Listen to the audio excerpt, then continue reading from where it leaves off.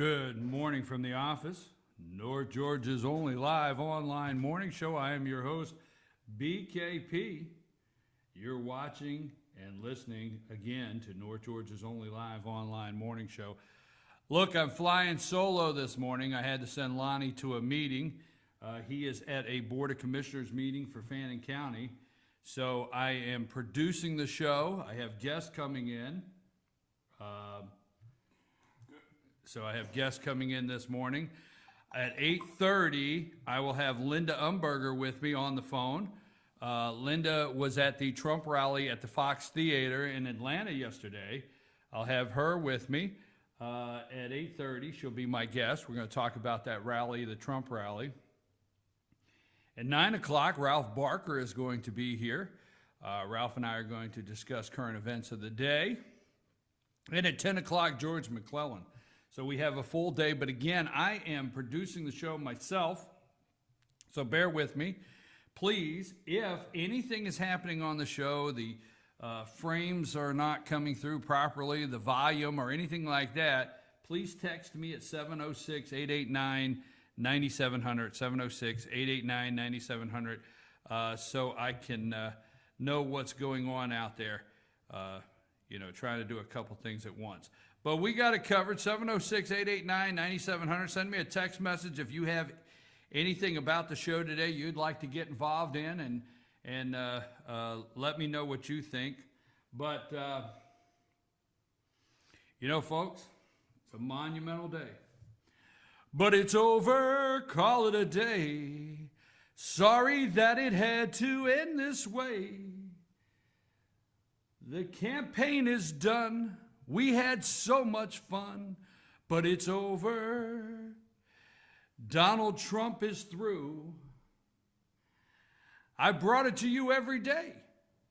Let's do that again, one more time. The Donald Trump campaign is over. It's over, folks. Yes, it's over. Call it a day. Sorry that it had to end this way. ABC, Washington Post polls say it's over. We had so much fun. The campaign is done. Washington Post polls, the campaign is over. Washington Post, ABC polls. Trump is in trouble. I mean, it is, you're watching the media this morning, it is over. It is completely finished. It's a done deal. I mean, you know what? Not this time, Donald, not this time. The San Bernardino terrorist attacks gave Donald Trump a 5-point bump. Not this time. The media says we're not going to let it happen this time. Folks, this is one of those days that it's not an I told you so. But if you're not watching the show and you're not telling people to tune in to FYN TV, Good Morning from the Office at 8 a.m., we are telling you things here. Weeks ago, I told you to watch the Clinton campaign. There were words. Remember the words the night she became the presumptive nominee, because Bernie hasn't quit, okay? He's still waiting for his Jewish soup at the deli, okay? And until he gets his soup at the deli, he's not going to quit. Bernie's not going to quit. So I told you the night that Hillary Clinton became the presumptive nominee of the Democrat Party, and weeks ago, to watch reasonable, sensible, logical. Oh, that's a song. They took that from a song. So, what is that? They taught me to be reasonable, logical, sensible. What was that song? You know what I'm talking about. I told you to watch that. I told you to watch everything about those words. That temperament. Okay? Now, gun control is what's for breakfast in America. I put that on the Facebook.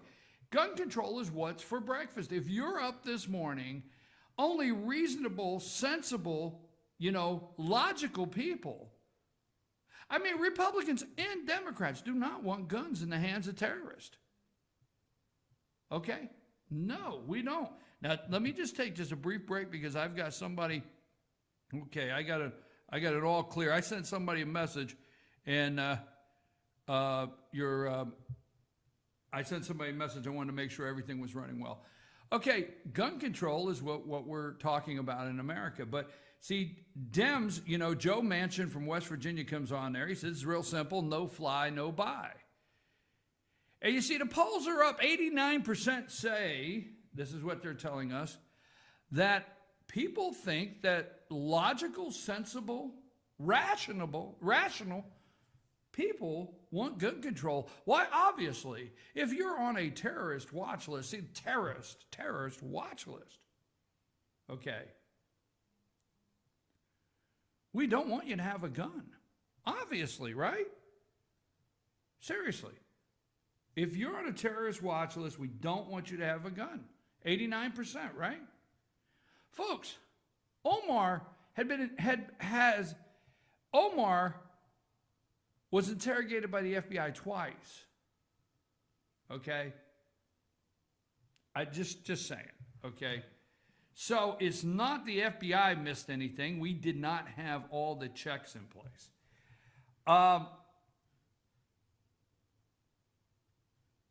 ABC, let's do this first. Folks, we are going to have to knuckle down. Okay, we're going to have to knuckle down. This is not the ninth inning yet, okay? This is not the ninth inning yet. So let's do it like this. Let's not get all upset because the Republicans are through. According to the news cycle this morning, the Republicans are through. It's over, okay? It is absolutely over. I mean, Hillary Clinton has the best lines of the week. You can build a wall, but it won't keep the internet out. Hillary is calm and cool. They're going to keep Hillary calm and cool all the way through. They are laughing. You will watch news programs where they're actually reading clips from Donald Trump rallies that they are laughing. Now, Trump said something, and I want to make this clear, okay? They actually, and when I say this was on MSNBC this morning, Morning Joe, they're laughing, actually brought humor to them when they said that Donald Trump is now at rallies and he's saying things like Russians are modernizing their nuclear arsenal, Pentagon is concerned, okay? They laughed at that this morning, okay? But the Sun over in the UK this morning, all right, this morning, June 16, Russia readies for war. Putin is building a super army and preparing for a large-scale conflict as NATO struggles to control him, intelligence experts claim. Okay? Vladimir Putin is readying Russia for World War III against a super army from NATO, according to Canadian intelligence reports. But if you watch the news, they're going to tell you when Trump says Vladimir Putin and Russia, they're upgrading and modernizing their nuclear arsenal and we're sitting around doing nothing, the media is laughing at him. I'm just telling you, folks, I'm telling you, we're not in the ninth inning, so do not get disturbed and upset this morning. The Senate is in trouble, okay? The poll says they're even losing traction with white male voters. They're losing traction with everybody. Enthusiasm gap. Republicans, the enthusiasm gap. The air is out of the balloon. Republicans are out. Democrats in the polls are showing more excited now. Republican Party down 17% across the board to Democrats. I mean, people overwhelmingly want Democrats by 17%, no matter what it is. We'll take a Democrat over everything, okay? Enough is enough already. The Republicans need to just say to Donald Trump, enough's enough, because these are what the polls are saying, and we're in major trouble. But what's the interesting point? What are all the polls that they're championing really this morning? The loudest polls that they're making the most out of? The Washington Post ABC poll. Washington Post ABC poll. Favorability. Donald Trump with all adults is only at 29%. Registered voters, he's only got 31%. His unfavorables are 69%. But his favorability with all adults is 29%. Okay? Now, what about males. His favorability is only 36%. Okay? His unfavorability is 62. Females, he's down to 23. Only 23% of females give Donald Trump a favorable rating. 77. It's unheard of. Folks, Washington Post. Now, put it all together. Let's say it's only the fifth inning. Okay, let's use 9 innings. Let's use baseball. It's only the fifth inning. Let's not get our concerns up yet. So let's put things in perspective. Okay, now it's October 31st. October 31st, 2016. It's the 9th inning. You have nobody on. You're 4 points down, and you have 2 outs. That's not where we're at, folks. We're in the 5th inning, so relax. All right, we're in the 5th inning.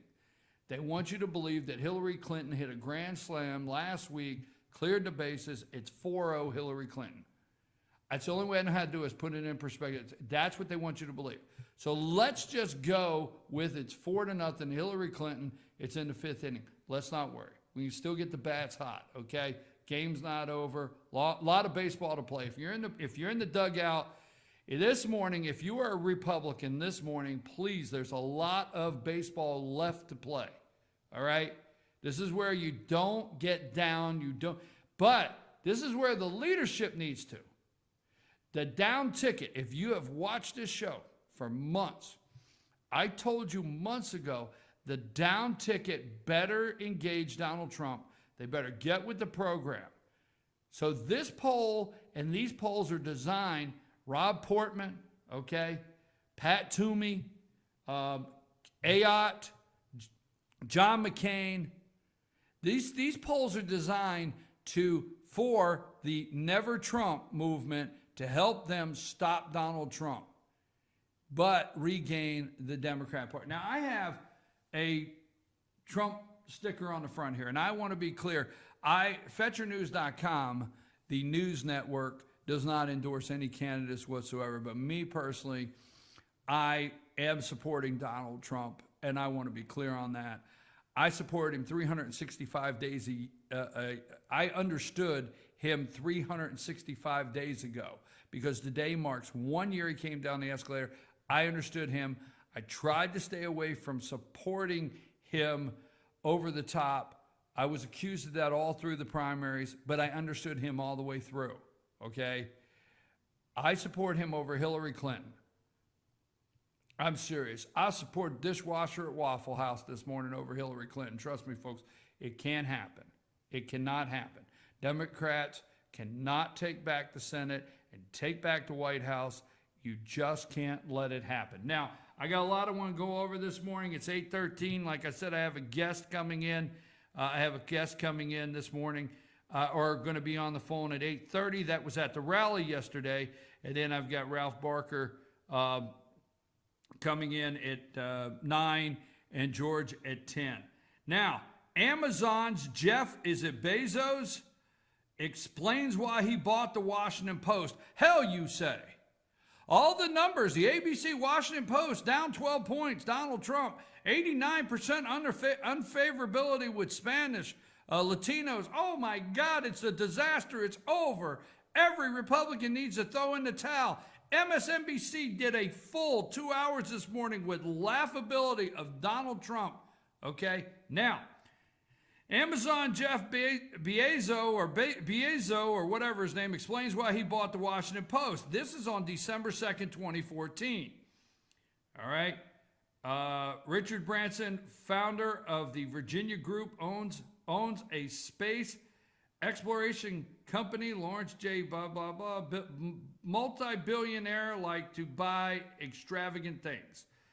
Now, the point is, as I was reading this morning, this guy has made a decision, the CEO of Amazon that bought the Washington Post, he made a decision he was going to take Trump down. The Washington Post has assigned 20 reporters dedicated. Bob Woodward will tell you this. 20 reporters dedicated to attacking Donald Trump daily. They call it researching the candidate. You will not find 20 reporters from the Washington Post dedicated to Hillary Clinton. So the guy that owns Amazon buys the Washington Post, is very clear he's going to go after Donald Trump, and he's going to use the Washington Post to do it, okay? All credibility for the Washington Post is gone out the window now, period, as journalism or information or news a news source. It's gone. 20 reporters dedicated to Donald Trump.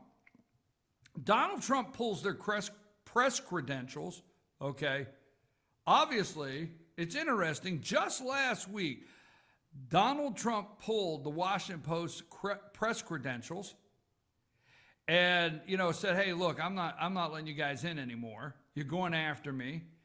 So they launch a media, Donald Trump's against the media, freedom of the speech of the media, freedom of the press, okay? And strikingly enough, these devastating polls against Donald Trump come out from none other than, this is what the polls say, the Washington Post. The Washington Post ABC polls as of from June 8th to June 12th. It's disastrous for Trump. Absolutely disastrous. So I just say, be careful with all these polls coming out. We're only in the 5th inning, all right? Gun control. Rational, reasonable, all right? Trump is taking the party down. That's what you're going to hear. Hillary Clinton is calm, cool. She's collective. She's got it down pat. These Washington Post polls prove everything. You can build a wall, but you can't keep the internet out. Trump is dangerous. Now, Hillary is calm. You're going to hear that. Trump, dangerous. Hillary, calm. Over and over and over. Not so fast, Donald. What happened here? Why did Donald Trump get a 5-point bump after the San Bernardino, terrorist attack, but no bump and no polls after this one? None whatsoever, okay? They're all coming out. Filibuster on the floor. Americans are screaming and yelling at us. Do something about this. Now, folks, I want to tell you something. Here's what I want you to listen to. The head of Homeland Security, I forget his name, all right? I forget the guy's name, the head of Homeland Security. But there was something he said this morning in an interview, all right? This is what this guy says. What's his name? I forget. Reasonable, sensible gun control is now a matter of Homeland Security. That is from I'll pull it up during the break. The head of Homeland Security in an interview this morning said, reasonable, sensible, I've told you this for weeks, these are the words, gun control. See, any reasonable person doesn't want somebody to have a gun that's on a terrorist watch list. Why, if you have any sense at all about you, if you have any common sense, nobody wants, well, Lord, even I agree I don't want a terrorist to have a gun. And I also don't want the people in Chicago that's going to kill the kids sitting on the stoop in the summer to have a gun. I don't want them to have a gun. What do we do? Why, the American people are screaming at Washington, D.C. Not about the $19 trillion in debt. Not about the raised health care cost. Not about the affordable care.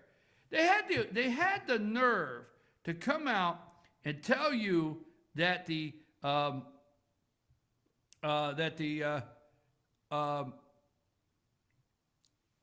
Hank Johnson, is that his name? Hank Johnson, or what's his name? The guy. Anyhow, they had the nerve to come out and name Obamacare the Affordable Care Act. So the American people are not screaming at their legislators saying, hey, my health care costs are through the roof. My insurance premiums are through the roof. I can't keep my doctor. They won't pay for this. They're not screaming that. The American people are not screaming, hey, we're $19 trillion in debt. They're not screaming that. The American people are screaming, hey, Planned Parenthood's, they're selling body parts. No, they're not screaming that.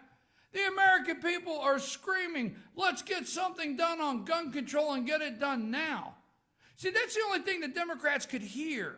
They haven't heard your calls about the debt. They haven't heard your calls about the spending, the debt ceiling. They haven't heard your calls about Planned Parenthood. They haven't heard your calls about refugee resettlement. They haven't heard your calls about bringing people in, not knowing who they are, whether they have tuberculosis or not. They've not heard any of your calls at all. But they've heard your calls loud and clear. The American people are screaming, we need something done now. That's what they heard the calls. Now, that being said, let me tell you something, folks. Every time something happens in this country, and this I want you to think about, okay? Now, every time something happens in this country, San Bernardino, Orlando, every time something happens, they come out to the cameras and they say, you know, we're only one day into this investigation.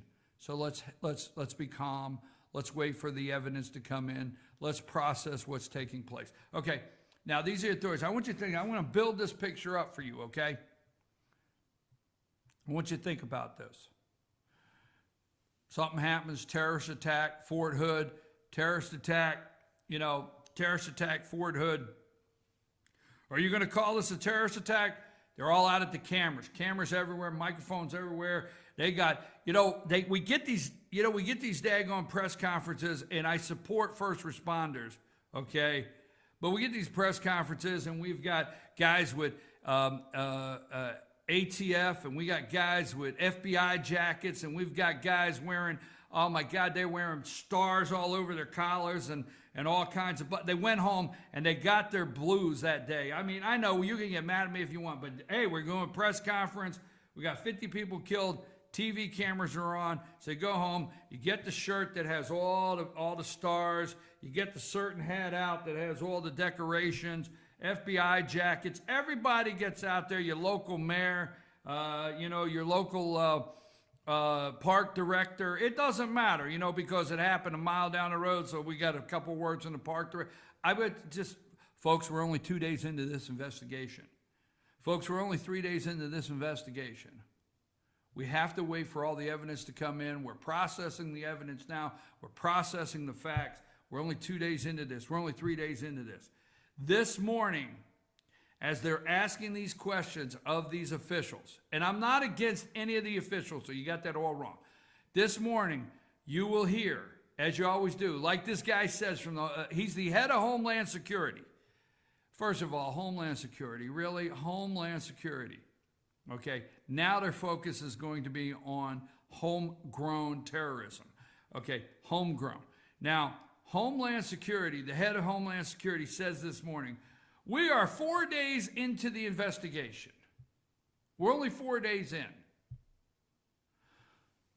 Folks, we are 8 damn years into the Obama administration, not 4 days. I am tired of hearing we're 1 day into the investigation, we're gathering the facts.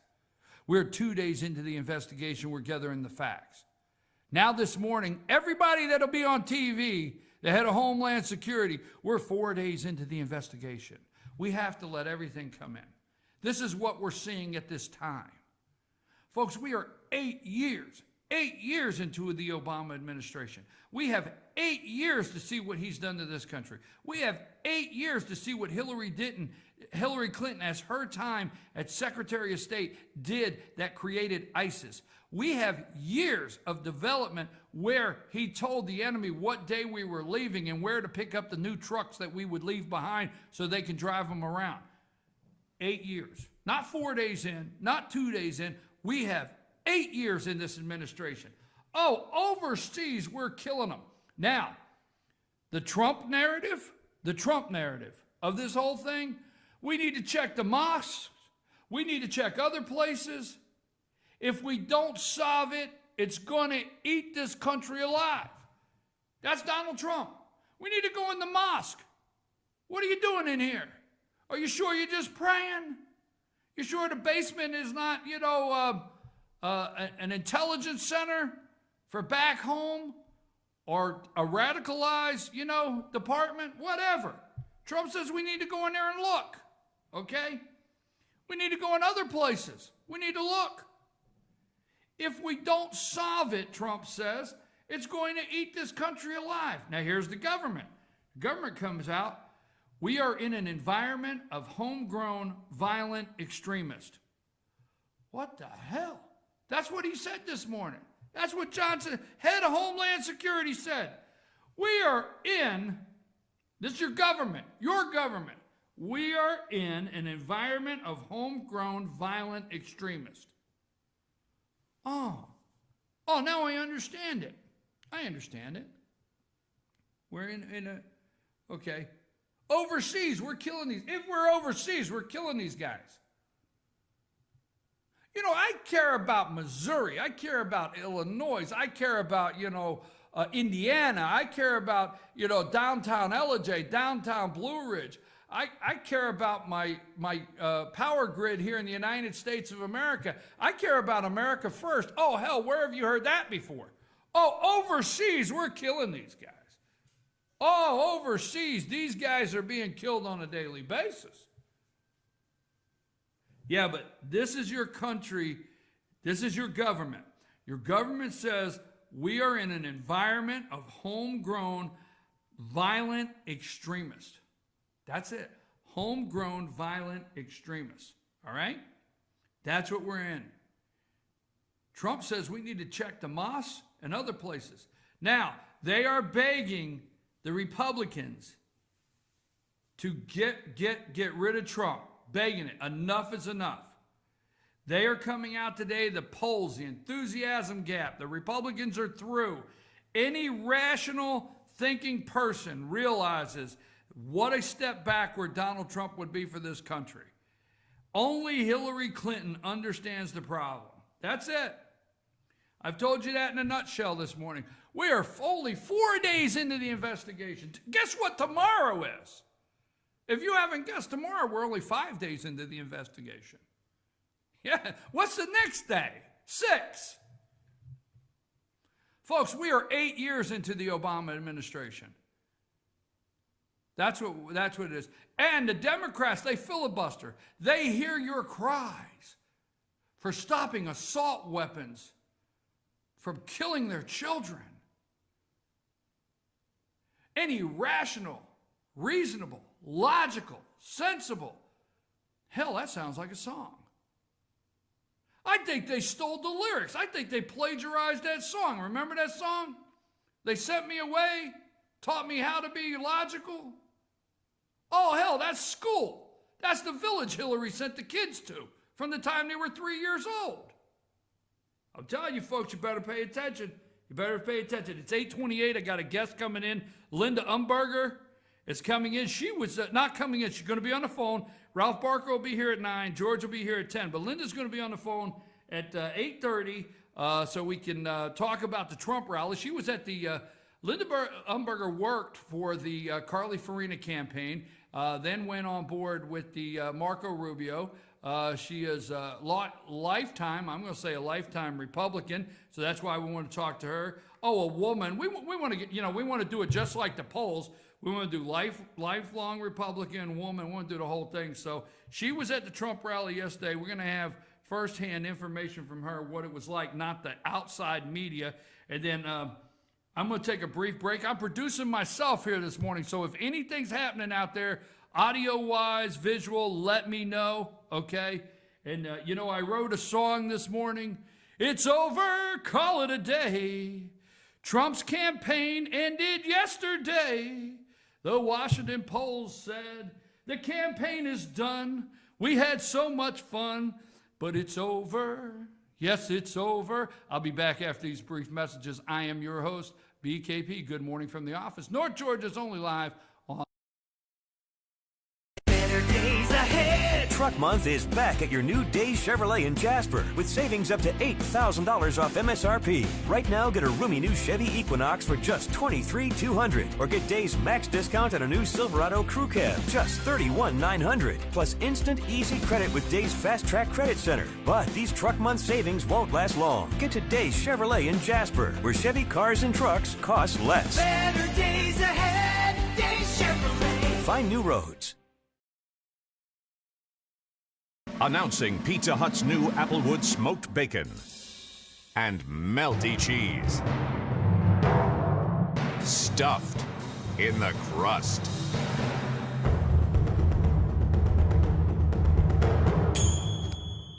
Pizza Hut's bacon stuffed crust pizza is here, now with Applewood smoked bacon. And loaded with cheese in one irresistible crust. Just $12.99, only at Pizza Hut. You're making me crazy. El Rey and Elijah.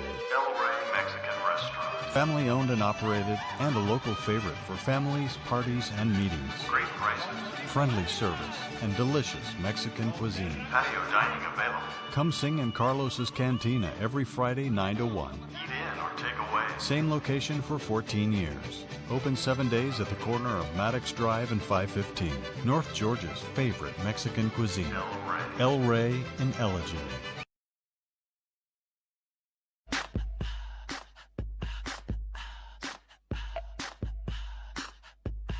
What you gonna do with all that junk?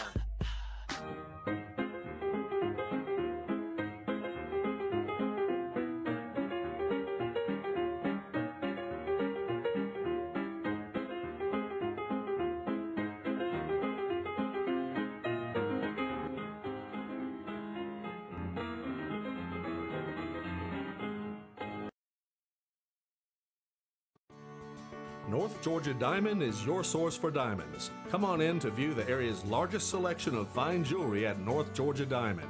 All repairs and designs are done on site by our jewelers. And North Georgia Diamond has the lowest prices on loose diamonds. You can also sell your gold, silver, and coins at North Georgia Diamond between Walmart and Lowe's in East Elijah.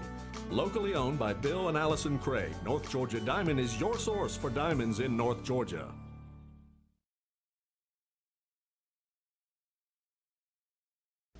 I'm Sheriff Dane Kirby, and I'll stand up for you. I'm Stacy Nicholson, Sheriff of Gilmer County, and I will stand up for you.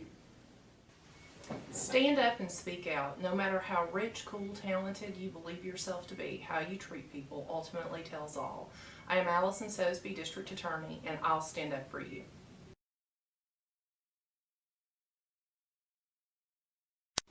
Hi, I'm Rhonda the Mattress Lady, and this is my husband Gary, owners of Mattress Overstocked in Elijah next to Walmart. And we want to earn your business. From the time you walk in our door to the time we deliver your new mattress to your door, you will see the difference. Our selection and prices are the best in North Georgia, and customer service is our top priority. So y'all come on in and let us help you find the right mattress at the right price. That's Mattress Overstocked in Elijah next to Walmart.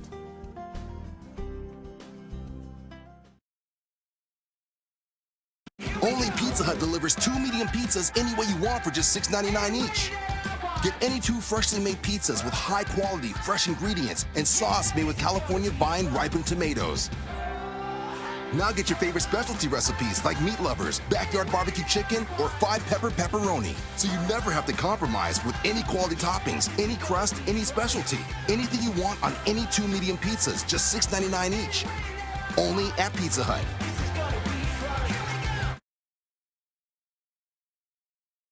Switch and save at Schottenkirk Ford. Find quality pre-owned trucks under $20,000 and not just Fords. We have all the best makes and models. Shop the best selection of certified pre-owned Fords in the area. Switch today and shop our network of over 500 pre-owned cars, trucks, and SUVs. We'll even deliver it to you. Plus, every vehicle sold comes with Schottenkirk Customer Care, which offers you extra protection for no extra charge. Make the switch to Schottenkirk Ford in Jasper. Online at SchottenkirkFordJasper.com.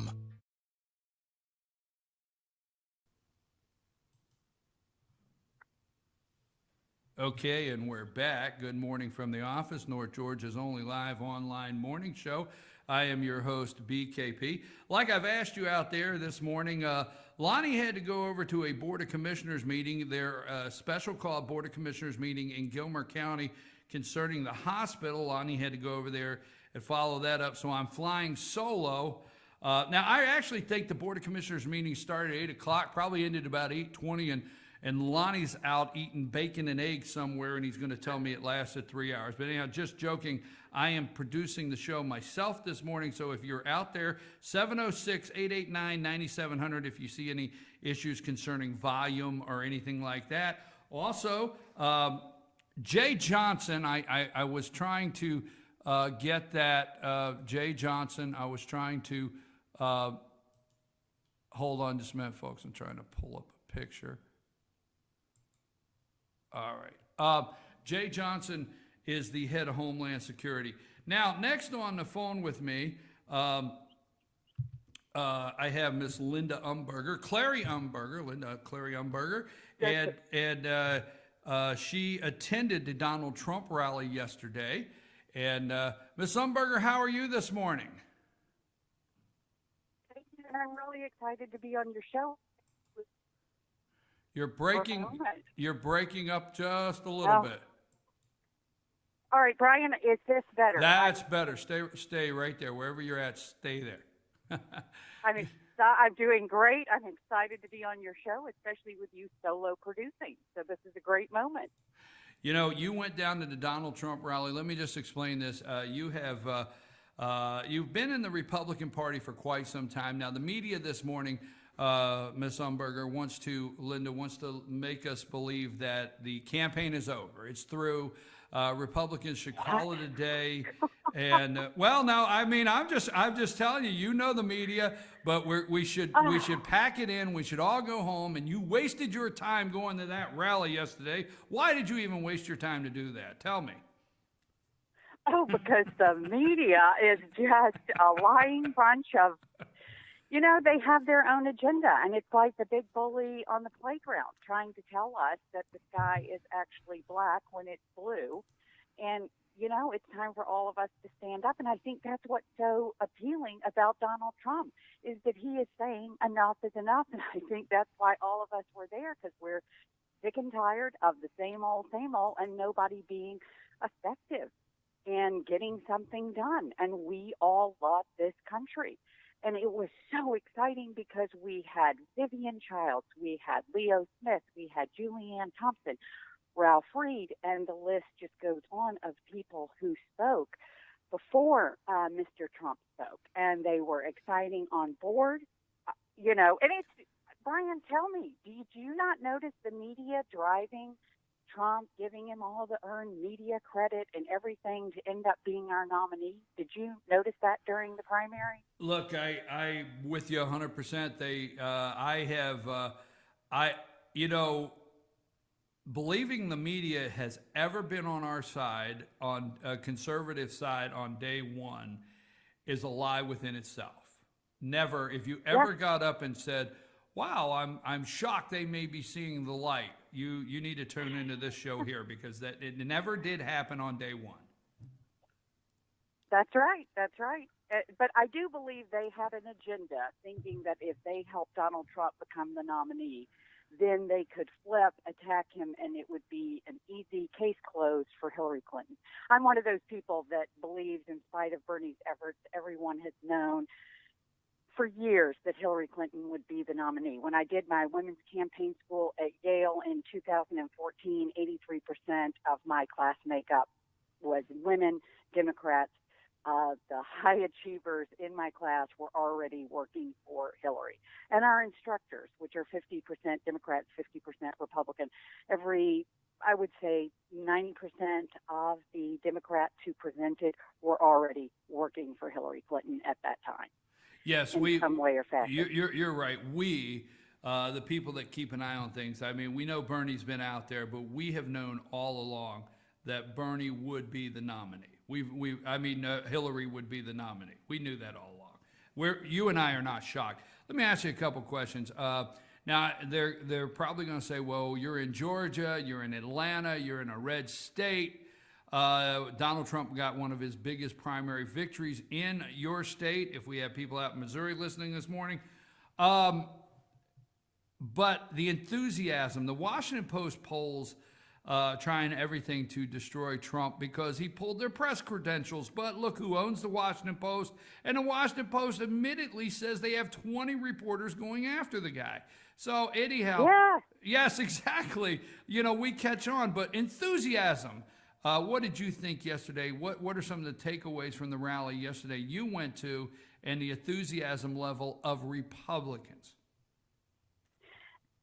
I haven't seen it except for, I am a little biased. I did see the enthusiasm and excitement at the Marco rally back in March in Kennesaw at the outdoor football stadium. But the enthusiasm at the Fox Theater was unmatched because you had a variety, a cross section.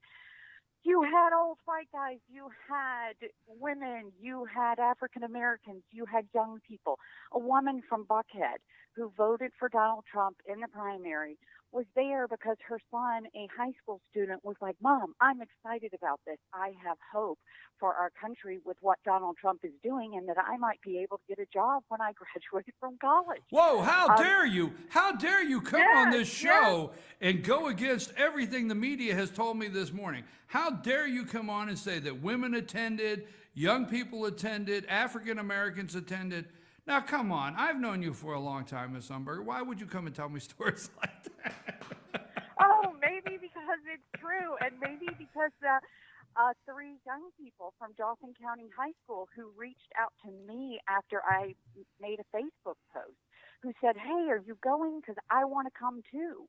I didn't have to drag people out. Oh, please come with me and volunteer at this event. We left at 6:15 yesterday morning to drive into Atlanta so we could volunteer at that event. And the Trump staff has done a great job. The Fox Theater staff did a great job. And they were excited to be part of it. And they are ready to be more. And they all got their bumper stickers and were busy distributing to family and friends when we eventually got back home to Dauphin County yesterday. So they see what's going on and are on board.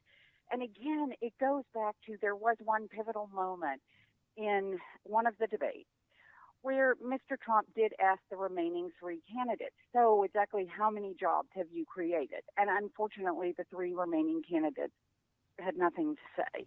Right. And that's tragic, but when we look at the economy and if we want tax dollars, if we everybody can't work for the government in the Hillary Obama plan. It just does not work. And Donald Trump has a track record, and even yesterday he talked about his favorite thing to do is make deals. And we have been so hurt by a nation by compromising and making deals that we've lost our leadership, we've lost everything. And here is a man who's saying, I got your back, we're going to do this, and we're going to make America great for everybody. We're not talking about, the days gone by where people were discriminated against and horrible things happen. We are talking about this is America, this is the land of promise, and we've got this, and we can do this, and, I'm the man that can lead us through, and I believe that he is. I know he is. And Well, everybody there pretty much felt the same way. Well, let me ask you a question, and this is, I've been watching the media, and I'm being a little facetious this morning, but we are in the we're gonna give us a whole 5%. We are in the 5% that pay attention. Sadly enough, 95% don't, 5% pay attention, and I know you pretty well, and we're in the 5% to pay attention. Okay. And even if you and I, and I'll use the two of us, have ever disagreed on an issue, I know for a fact when I'm talking to you that I'm talking to somebody that pays attention, and you have a reason why you see it, and I have a reason why I see it. Now, let's look at the other 95%. Number one, in the best polling, the number one thing that always comes up in Americans' minds is the economy and jobs. So right now, my opinion is that the Republicans don't need to jump ship. And I'm talking about the establishment. They do not need to jump ship. People do not need to get concerned, because when it comes down to the 9th inning of this game, jobs and the economy will lead the way at the polls and the ballot box. That's my opinion. I agree. And here again, that's part of Trump's appeal, because he appeals to white collar, blue collar. He appeals to everybody because he's saying, I got this. We can do it. Linda, I'm looking and reading other things, actually things that should be on the news this morning other than sensible, rational gun control that they're talking about, that they say that we need. Premiums, healthcare premiums are through the roof. Healthcare providers are dropping states left and right and walking away from the deals. They're pulling out left and right. If you just do a Google search, healthcare premiums are going to go through the roof about the time the election hits. So they have to change the narrative. It has to be about gun control. And it's called the Affordable Care Act. Between you and I think they say we have 5% unemployment. When the American people get home and they open their mail, if they made $40,000, it just doesn't go as far as $40,000 used to go. So you can give anybody... Huh? You're absolutely right. Yes. Well, you can tell everybody's got a job, and you can say, well, we got jobs. But when you sit down and open the mail and you look at your power bill, and I'm not picking on utility companies, and there's 4 more new user fees of some sort that are either government, state, or something that adds up to another $8 or $9, and saying anything. It's $10 here, $20 here. You're just not able to make it like you used to in this economy. And people know that at home, don't they? Absolutely. And then that's how you get government assistance, because that $40,000, you can't cover your health care premiums. Hence, you got to get the tax credit and everything else. Gun control, what do you think? I mean, why are we allowing them to change the narrative of what really took place in Orlando and turned it into the only thing, what would stop terrorism is gun control? What do you think?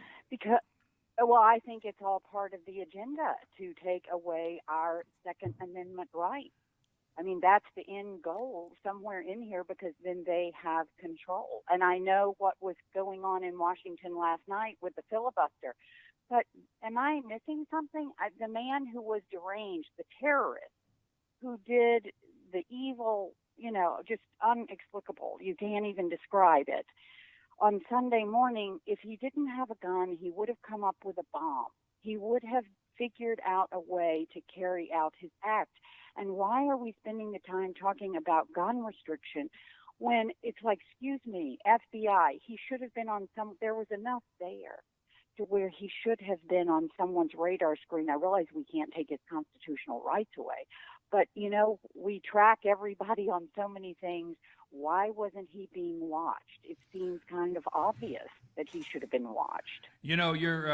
Well, by the way, you asked a question, so I'll answer it. No, you're not missing anything. So I understand, and I'm glad I have friends much like you that I can say every once in a while, am I missing something here? No, there's no front page stories. There's no headlines. They're not opening up all the morning shows with the terrorist that just killed, is it a Paris policeman? A policeman stabbed them to death, right? Is that correct? Yes. Yeah. No. Yes. But we're not discussing knife violence, okay? Because I have all kinds of violent weapons in the kitchen that I use every evening in preparing a meal. So nobody's talking about the violent terrorist that killed a police officer this past week with a knife. Am I right? I mean, did that not happen, or am I missing something?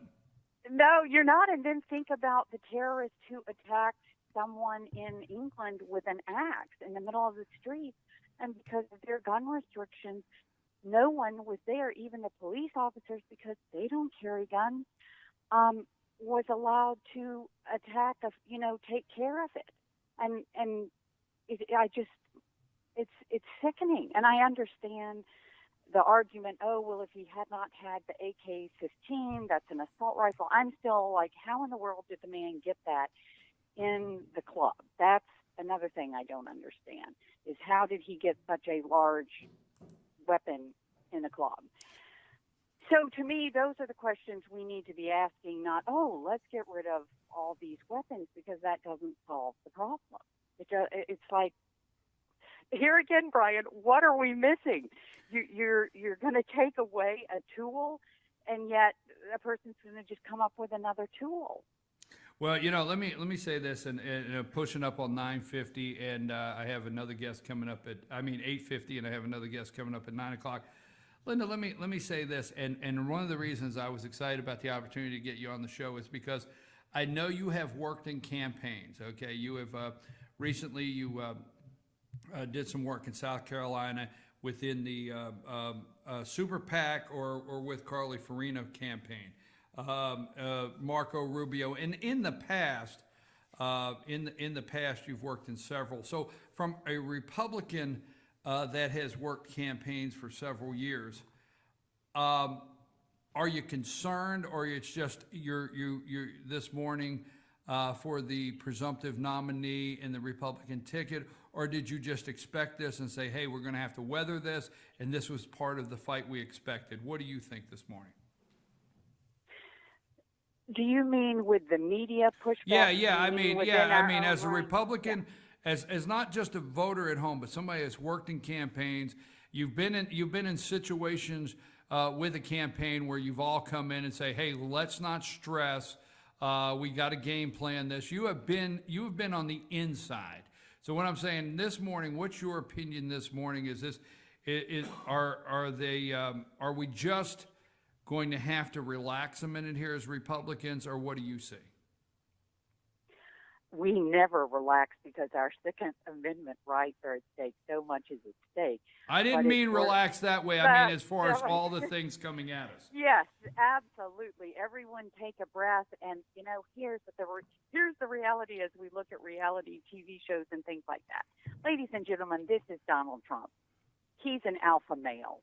He's not going to let himself be beat. And we have an exciting opportunity to get on board and be part of this change and change has got so many negative connotations, but be part of this excitement movement towards greatness and being all that we can as Americans and being that leader in the world and being on the economic edge of development and entrepreneurship. And Donald Trump embodies that. So, yeah, it's like, no matter who the nominee was or would have been, the media would have been doing the same thing.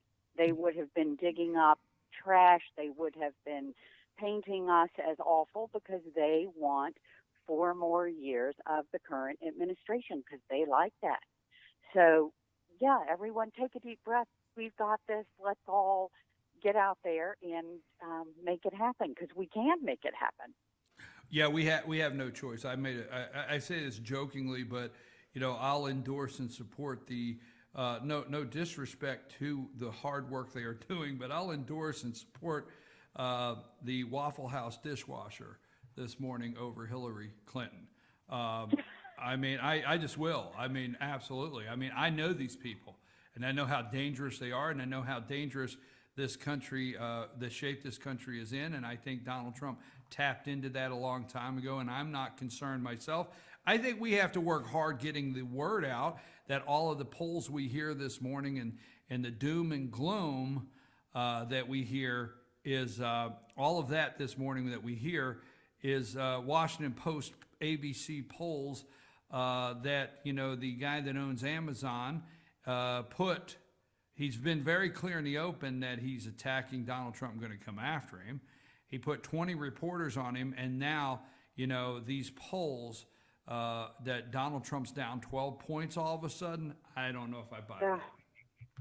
Well, don't, because it's not accurate. And when you look at 1,100 people being polled, and you can skew a poll any way you want it with identifying your group of who you're asking and how you ask the question. What exactly did they ask? That's the key. What exactly did they ask? And yes, it's that whole peer pressure on the playground. Oh, well, everybody's doing it, and you must be the only one who doesn't see the writing on the wall. And that's not who we are as Americans. That's not how we got here. That's because we believed in bucking the system and doing better for ourselves. So I'm sorry, I'm not going to let any journalist shape my world for me. And I you were happy with the don't either. You were happy with the rally yesterday. You didn't hear anything that Donald Trump said that concerned you. as far as, anything at all where Muslims were concerned, terrorism's concerned. You didn't hear anything that alarmed you, and you've seen young people, women, men, African Americans, all the above you've seen at the rally, and everybody's on board? Yes. And it was kind of exciting because we had some protesters that were there that popped up. And it made for an exciting rally to have them. And they were, respected and asked to leave because it was a paid-for campaign event. It was not everybody's welcome and it's free and everything else. You had to have a ticket. They did have a ticket, but they came there falsely. So here again, it's just the media telling what they want to tell, and everyone listening. And Brian, something happened September 11th in 2012 in Benghazi, where our country, under the current administration and Hillary Clinton as Secretary of State, flat out abandoned our ambassador, not just part of our army, not just, they were there too, and we abandoned them. We abandoned our representative, and then they lied. So, to me, there is no choice. And I'm excited, as I keep using that word, I agree, that I have a great option here who knows how to create jobs, who knows how to make deals, who knows how to treat employees. A friend of mine who was working on Advance with the Marco Rubio team is now doing Advance for Donald Trump. And we all have great respect for Marco Rubio. We still love him. I don't think any of us who work for him I like adore Marco. him. I like Marco. And respect, but here again, this young man, just Donald Trump knows how to treat employees. He does a great job, and you just don't find everyone's enthusiastic. Everyone is honored and accepts the honor to be on board with his campaign and his team, and it's unmatched. Hillary Clinton abandoned 4 Americans that were asking for help, and she will abandon you to America. That's it. Oh, that's good. Yes. Hey, you know what? I don't want to leave without saying, Linda Clary Umberger, I want to tell you how much respect and how much I appreciate the way you get young people involved. And I will tell you that I'm always seeing you go to rallies and you're taking high school students, college students, and hanging out too. You got to go home after it's over. Quit hanging out. But I'm just joking. But I want to say how much respect I have for the way you try to get young people involved in politics, and especially involved in these campaigns. And I want to tell you how much I appreciate that. Oh, thank you. And thank you for having me on your show. It was fun. We're going to schedule to get you in here, okay? So you enjoy the rest of your day, and I've got to go. Thank you very much. Okay, See you next time. Bye. That has been my guest, Linda Clary Umberger. She was at the rally yesterday. She's not hearing anything, or she's not hearing or seeing anything that the media is trying to present to you this morning. Are you shocked? I mean, she's not hearing anything. She was at the rally. She's not picking up. But the media says the campaign's over. Donald Trump's through. He's finished. It's been a good run. That's if you tune in this morning, he is over. Yes, it's over. Call it a day. Donald Trump's campaign, we had so much fun. The campaign is done. We had so much fun, but it's over. I'm your host, BKP. Good morning from the office, North Georgia's only live online morning show. Yeah, I'll sing some more when we get back. You never know. I got a new song. I'm your host.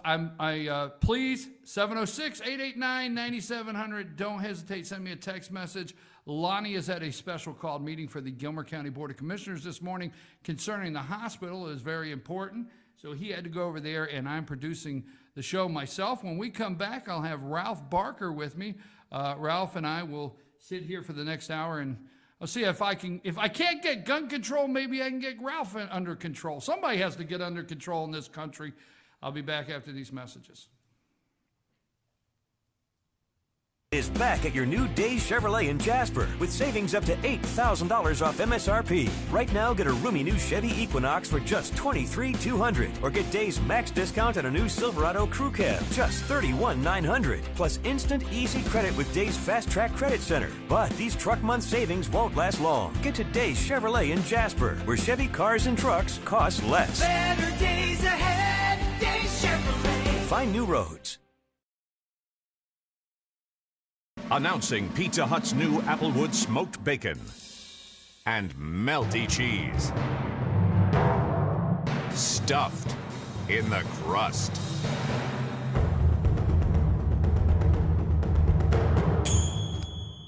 Pizza Hut's bacon stuffed crust pizza is here, now with Applewood smoked bacon and loaded with cheese in one irresistible crust. Just $12.99, only at Pizza Hut. You're making me crazy. El Rey and Elijah. El Rey Mexican Restaurant. Family owned and operated, and a local favorite for families, parties, and meetings. Great prices. Friendly service and delicious Mexican cuisine. Patio dining available. Come sing in Carlos's Cantina every Friday 9 to 1. Eat in or take away. Same location for 14 years. Open 7 days at the corner of Maddox Drive and 515. North Georgia's favorite Mexican cuisine. El Rey and Elijah.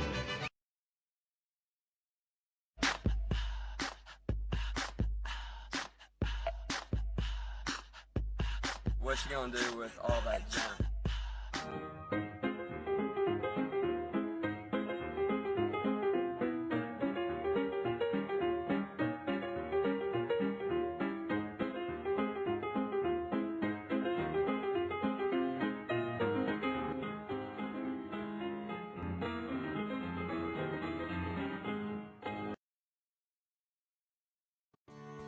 North Georgia Diamond is your source for diamonds. Come on in to view the area's largest selection of fine jewelry at North Georgia Diamond. All repairs and designs are done on site by our jewelers. And North Georgia Diamond has the lowest prices on loose diamonds. You can also sell your gold, silver, and coins at North Georgia Diamond between Walmart and Lowe's in East Elijah. Locally owned by Bill and Allison Craig, North Georgia Diamond is your source for diamonds in North Georgia.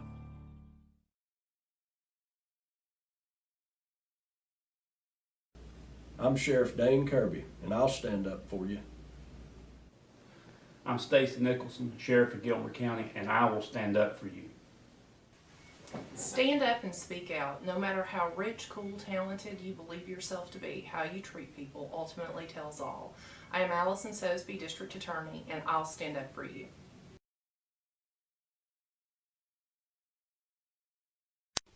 Hi, I'm Rhonda the Mattress Lady, and this is my husband Gary, owners of Mattress Overstocked in Elijah next to Walmart. And we want to earn your business. From the time you walk in our door to the time we deliver your new mattress to your door, you will see the difference. Our selection and prices are the best in North Georgia, and customer service is our top priority. So y'all come on in and let us help you find the right mattress at the right price. That's Mattress Overstocked in Elijah next to Walmart.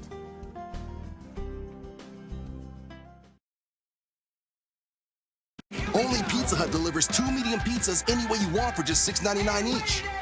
Get any 2 freshly made pizzas with high quality, fresh ingredients and sauce made with California vine ripened tomatoes. Now get your favorite specialty recipes like meat lovers, backyard barbecue chicken, or 5-pepper pepperoni. So you never have to compromise with any quality toppings, any crust, any specialty. Anything you want on any 2 medium pizzas, just $6.99 each. Only at Pizza Hut.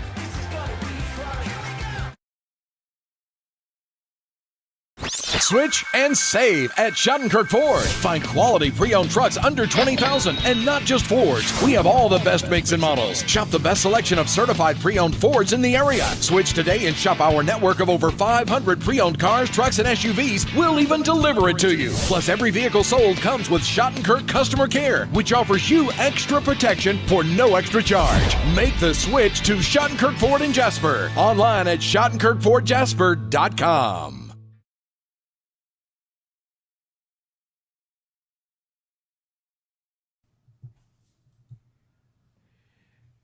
And we're back. Good morning from the office, North Georgia's only live online morning show. I am your host, BKP. Send me a text message, 706-889-9700, or send me a text message. Let me know how the audio and everything is working this morning. Lonnie had to go to a special called meeting over at the Gilmer County Board of Commissioners concerning the hospital, so he's not here. Producing myself, I'm here with Ralph Barker. Ralph, how are you? Good morning. You doing good? Good. Already been up, spoke to the Optimist Club down in Jasper and back up here. Well, Ralph, my goal this morning is to get something under control. What would that be? Well, Or I who guess would it's that you be? right now, because the government, we want gun control. So I'm on board. I'm on board with them. I want something under control, and I want it under control now. I don't know what it is, but they say control so many times, and they say logical, and they say sensible and reasonable, and anybody in their right state of mind wants something under control. And I'm with them all the way because they've brainwashed me. Yeah, right. Can you work on that? You got an hour. Yeah. Go. Go. I'm like McLaughlin report. Ralph, go. Well, good morning, by the way. Good morning. It's of course the whole way we're approaching the gun control issue is a red herring. We're not talking. It's interesting.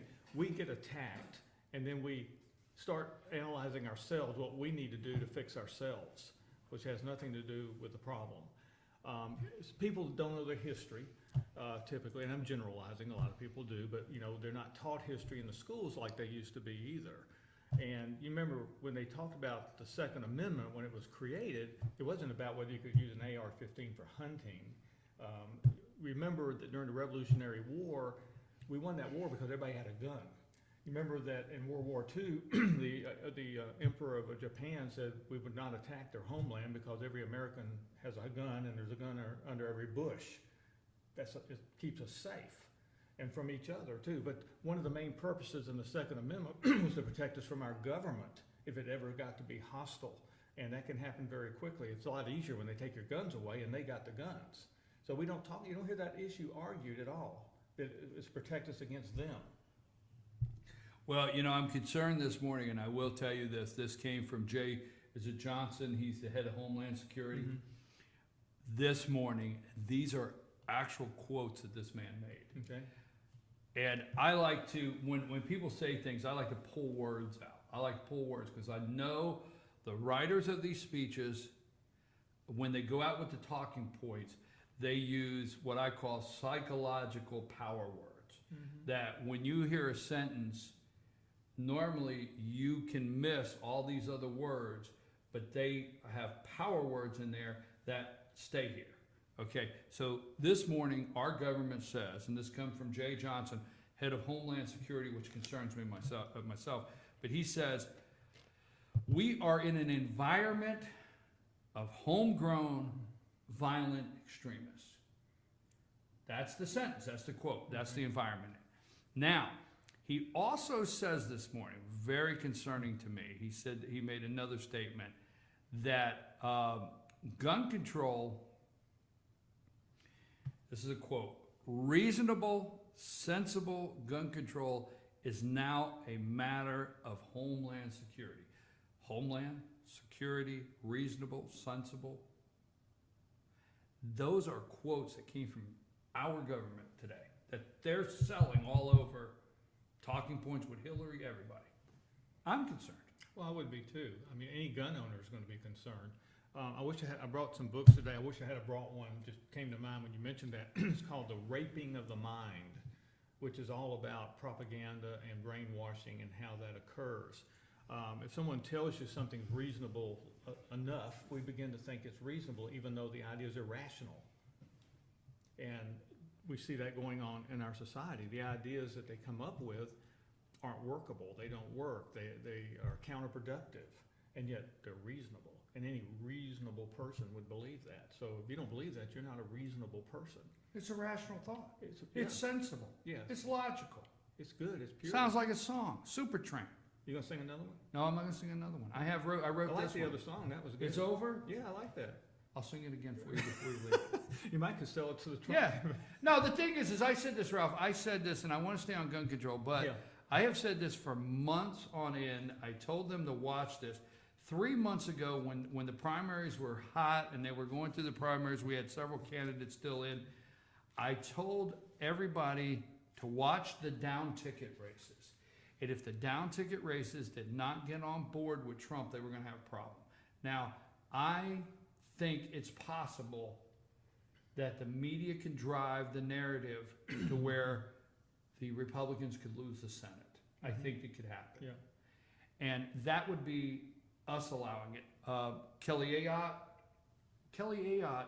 had a problem with conservatives and her constituents before Trump was nominated or announced.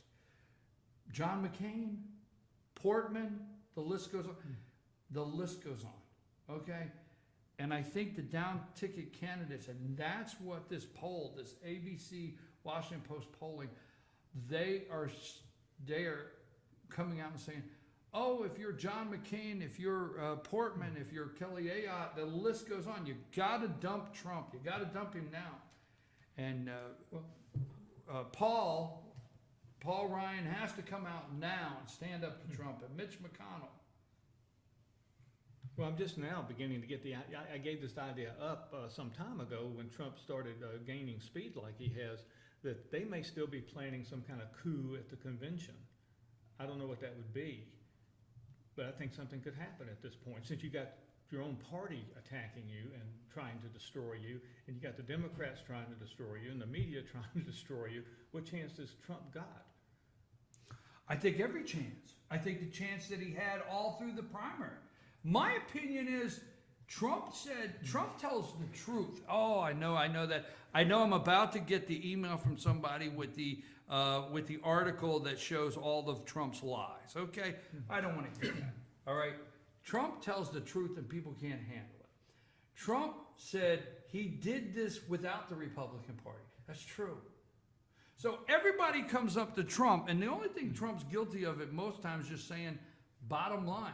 So everybody's coming out, well, what if Paul Ryan doesn't endorse you? What if Paul Ryan doesn't come out and support you?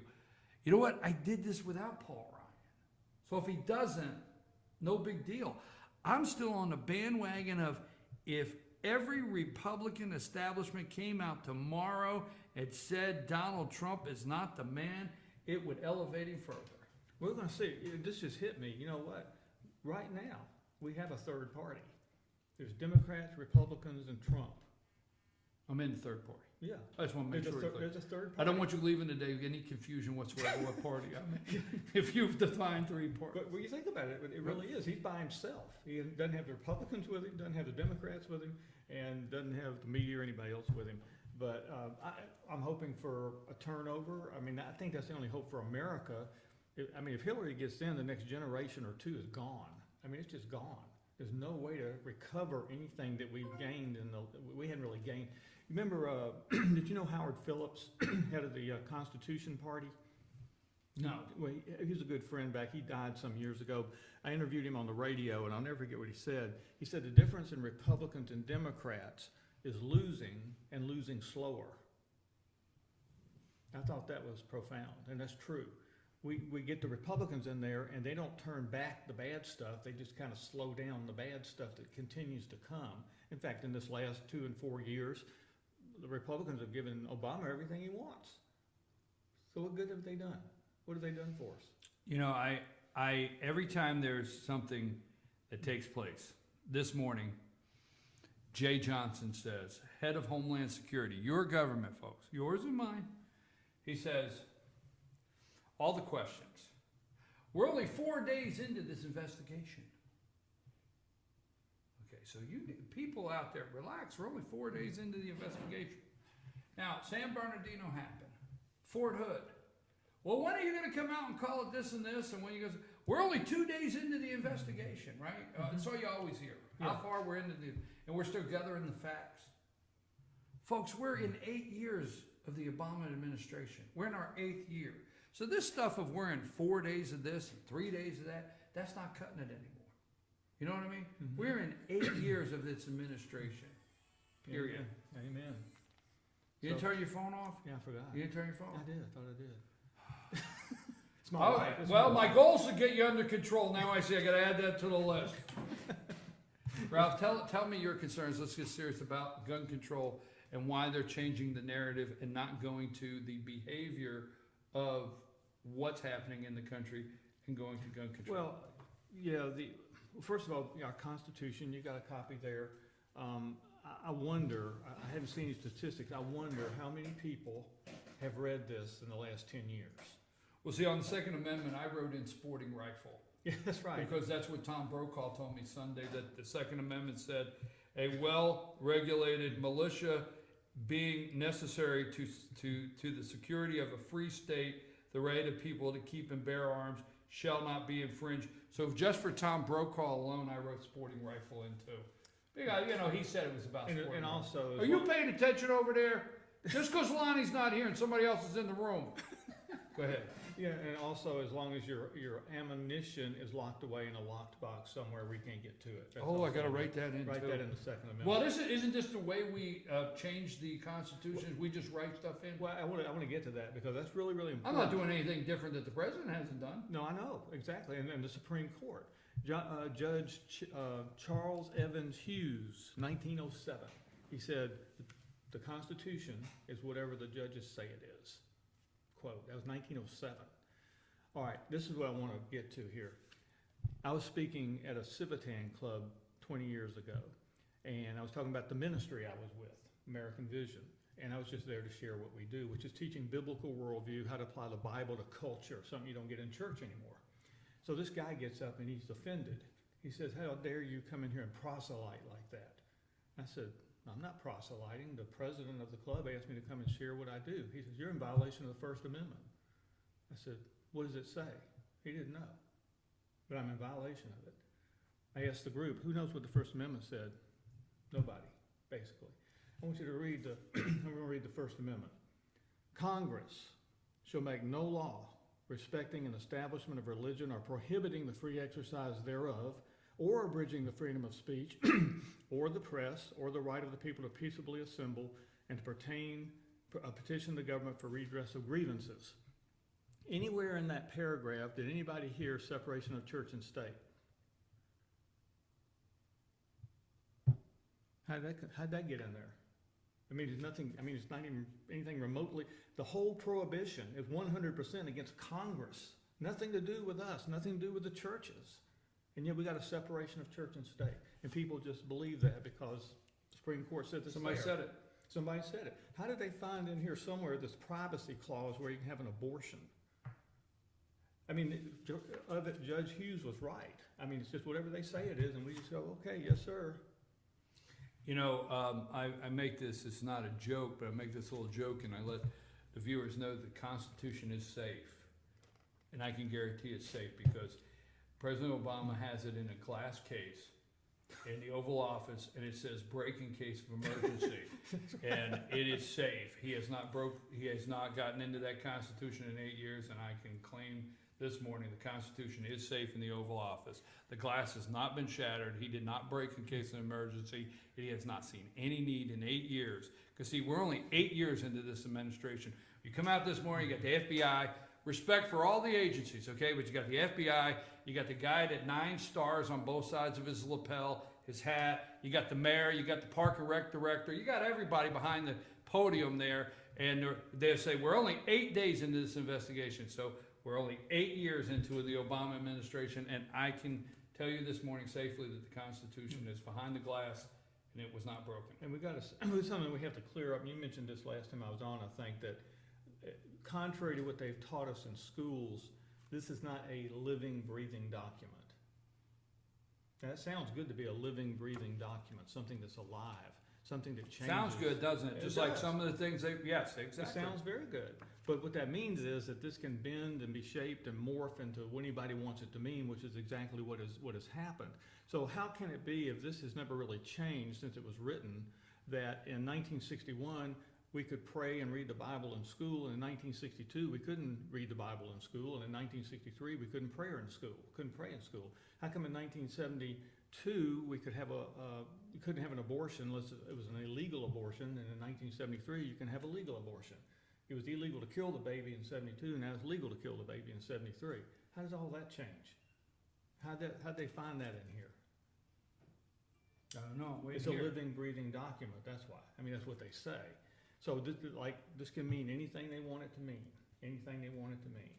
So, But do you think people are listening? Are we getting the word out? Do you think, you know, here's what I think, and not to be disrespectful to anybody that is attempting to pay attention. I want to say it that way because some of you are not out there paying attention, and you got things to do. You're busy. We got families out there. You got husband and wife. They're going to work. They got kids. They don't get home till late. You know, they only got 5 or 6 minutes of what the media's giving them. Yeah. So I'm not being negative there, but I think, let's say a Trump rally, 30,000 people, okay, are at a Trump rally. I think they know something's wrong. They may not all be in tune with the Constitution. You understand what I'm saying? Mm-hmm. They may not be carrying a pocket Constitution like, when I leave, my bag will have this in there. Okay, they may not be doing that. But there's something wrong inside. And that is, we're violating the Constitution on every turn. And they maybe don't realize, hey, you know, you're going against all my constitutional rights. Oh, that's why I'm at this rally.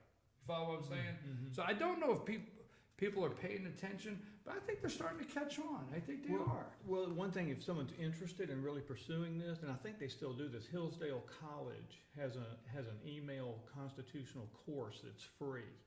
I think they send it once a week, and I forgot how many sections it is.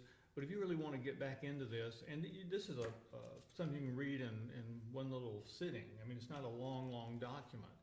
Just to read it, you may be amazed and say, wow, I never knew that was the case. How come the Supreme Court's making laws? It doesn't have authority to make laws.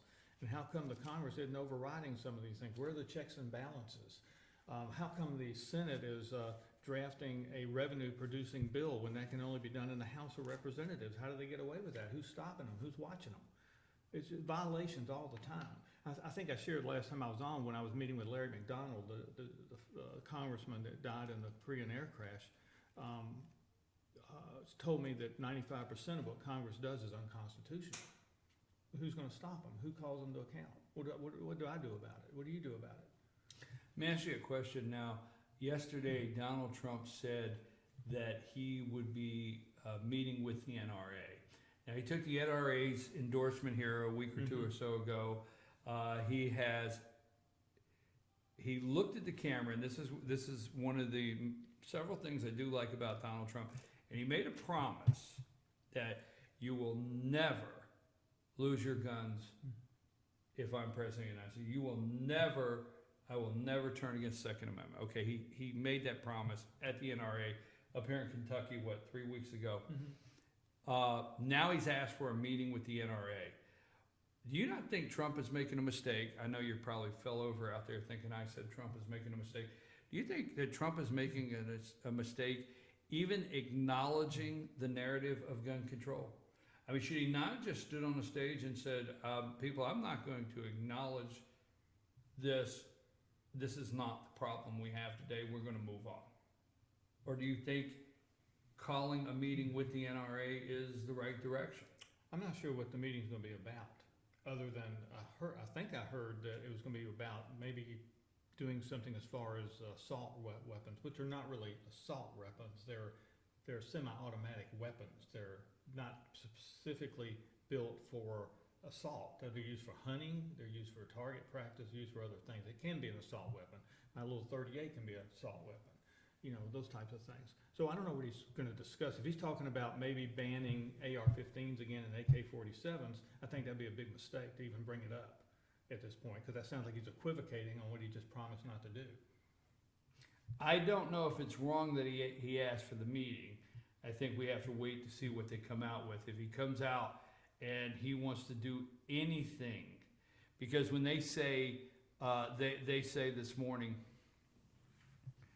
the government says that, we have to discuss, the quote was, gun control, reasonable, sensible gun control is now a matter of homeland security. If Donald Trump says that if you're on a terrorist watch list, I'm very concerned about how broad the stroke will be of what a terrorist is. Well, okay, and I'm very concerned on how broad the stroke of watch list and who has the authority to move you and I over to the terrorist watch list, because obviously these are very terroristic discussions. Who could do that? I mean, who would have the authority? I don't know. I'm very concerned over And that. also, another commentator brought up yesterday, I thought was a good point. He's saying you don't realize that sounds good. Like, why would you want somebody on the terrorist watch list to be able to get a gun? But you're basically robbing them of their due process. You're just saying, okay, like, before, I forgot who it was in the Obama administration that said, people that should be suspect are Tea Party members and veterans. People who went out and died or was willing to die for our country. Now, they shouldn't have guns because they're a little nuts. And so I'm a veteran. Am I going to be on the watch list because I have guns and I was in the military and I'm a little nuts? I think you'll be on the watch list even if you purchase bacon. I'm serious. I'm concerned, and I'm not saying that for a joke. Who is going to hold the brushstroke of terrorist? Or mentally ill, or mentally ill. Well, wait a minute. You ready? Yeah. This is going to blow your mind. You Okay, ready? yeah. You ready? Yeah. I want to make sure you're ready, because I don't think you're ready for this. Now, that's what they want to do, because any logical person will do that, right? Mm-hmm. But the government says we are in an environment of homegrown violent extremists. So, terrorist watch list, homegrown violent extremists. Went to a Tea Party meeting the other night. Is that homegrown violent? Is that extremism? I mean, we see with the IRS. I mean, people are going to say, oh, no, you're just being silly. And you're just, because 89% of people out there say that, yes, they don't want someone on a terrorist watch list to have a weapon. Right. Okay, well, guess what? Let me bring this home for you out there. I'm in the 78% of Americans before Obamacare. I know you're not going to be able to handle this because this is deep. Okay? Hang on, Ralph. Are you analyzing me? Because you're one of those behavior specialists, too. Are you writing things down? You're behaving. I got my secretary over here. Okay. She's writing everything down. You ready for this? This is big. Okay. This is stuff you won't hear on radio that's got 90 million viewers every day. Okay. Okay. Now, before Obamacare came out, right? Mm-hmm. Right? Mm-hmm. There was the polling data that said, before Nancy Pelosi went up the hill with the big gavel and all that, all right? There was the polling data before Bart Stupak stabbed us in the back, right? Remember that? Before Darlin Arlen Specter switched sides and made the 60th vote. You remember all that? Mm-hmm. Okay, I do too. 70% of the American people said we have to do something about health care, right? The rising cost of health care, 70% Guess what I was? I was in the 70% I was 70% of America. Go back, do the Google search. How many people in America before Obamacare said we got to do something about health care, right? Well, yeah. Right? Well, yeah, because something needed to be done, right? It had to be. Sure.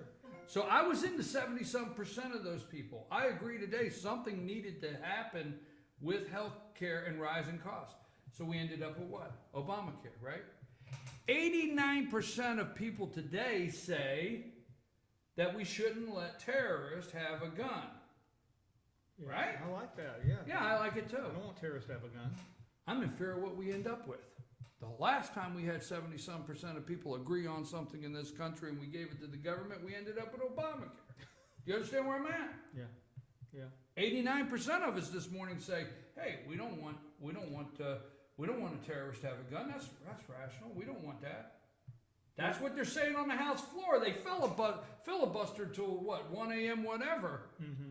You know, Democrats got tired. Ted Cruz went all night. Democrats got tired. But anyhow, right? Yeah. I'm afraid of what we're going to get. Well, yeah, I mean, it doesn't naturally flow that it would go from everybody wants. I mean, nobody in their right mind. This is sensible. There you go. Sensible, rational. We don't want terrorists to have guns because terrorists kill people. But on the other hand, we want to be safe in our community, and we don't want. I don't think you want. I want someone who is clearly mentally ill that has a history of violence and stuff to have a gun. Do you? Oh, okay. But the question is, back to what you were saying in another context there, who's going to define mental illness? A doctor will ask you sometimes, have you ever been depressed? have you ever been on Prozac? And that is an indication you got a mental problem, that you're taking antidepressants. Because depressed people sometimes kill themselves, and they sometimes kill other people with them on the way out. So, I mean, all those things could throw a large number of people into this pot that can't have a gun. And then it goes, you know, who is it, Obama himself? Or someone was talking about taking anybody on Social Security where they can't have a gun. Do you know how many people out there think I'm a little off? A lot. You don't have to look at me like that. A lot. I mean, I was just counting the people in the room. Yeah, you're trying to be kind, not say anything. Hey, we got to take a break. When we get back, Ralph always brings some books. I want to hear what he's brought today. He always brings some great books and suggests some that I have been reading some of the suggestions he makes. So we'll talk to Ralph when we get back about that and some other things going on around the local area. I just want to bring up what's going on with the hospital real quick when we come back. I'm your host, BKP. Good morning from the office. North Georgia's only live online morning show. We'll be back.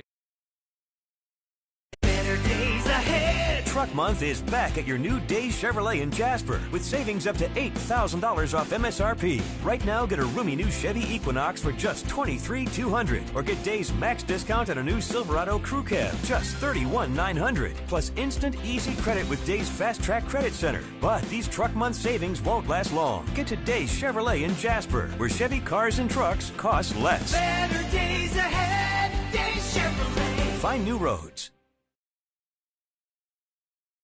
Announcing Pizza Hut's new Applewood smoked bacon and melty cheese, stuffed in the crust.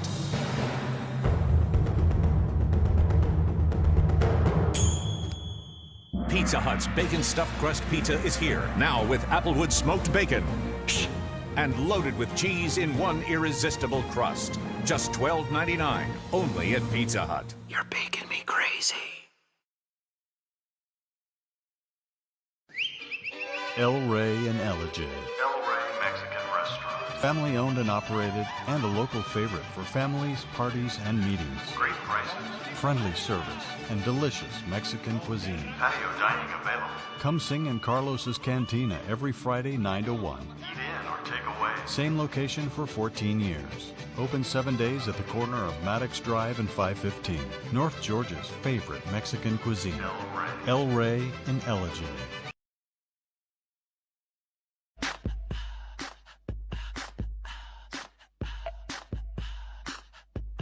What you gonna do with all that junk?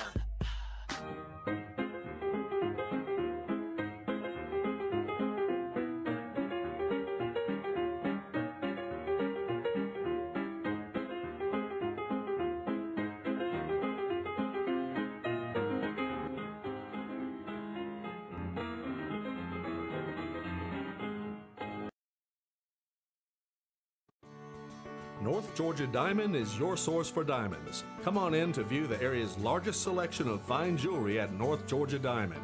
All repairs and designs are done on site by our jewelers. And North Georgia Diamond has the lowest prices on loose diamonds. You can also sell your gold, silver, and coins at North Georgia Diamond between Walmart and Lowe's in East Ellijay.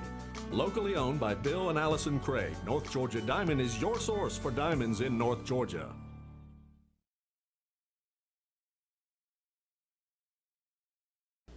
I'm Sheriff Dane Kirby, and I'll stand up for you. I'm Stacy Nicholson, Sheriff of Gilmer County, and I will stand up for you. Stand up and speak out. No matter how rich, cool, talented you believe yourself to be, how you treat people ultimately tells all. I am Allison Sosby, District Attorney, and I'll stand up for you.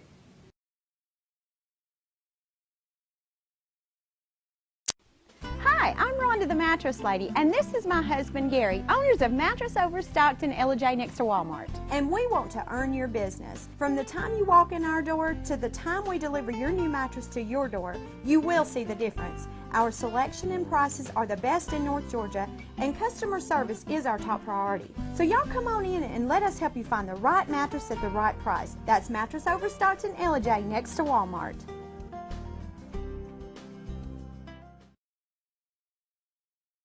Only Pizza Hut delivers 2 medium pizzas any way you want for just $6.99 each. Get any 2 freshly made pizzas with high quality, fresh ingredients and sauce made with California vine ripened tomatoes.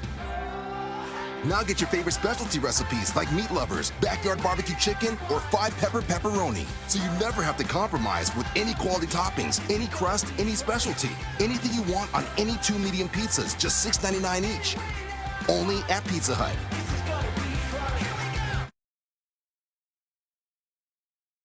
Switch and save at Shattenkirk Ford. Find quality pre-owned trucks under $20,000 and not just Fords. We have all the best makes and models. Shop the best selection of certified pre-owned Fords in the area. Switch today and shop our network of over 500 pre-owned cars, trucks, and SUVs. We'll even deliver it to you. Plus, every vehicle sold comes with Shattenkirk Customer Care, which offers you extra protection for no extra charge. Make the switch to Shattenkirk Ford in Jasper. Online at ShattenkirkFordJasper.com.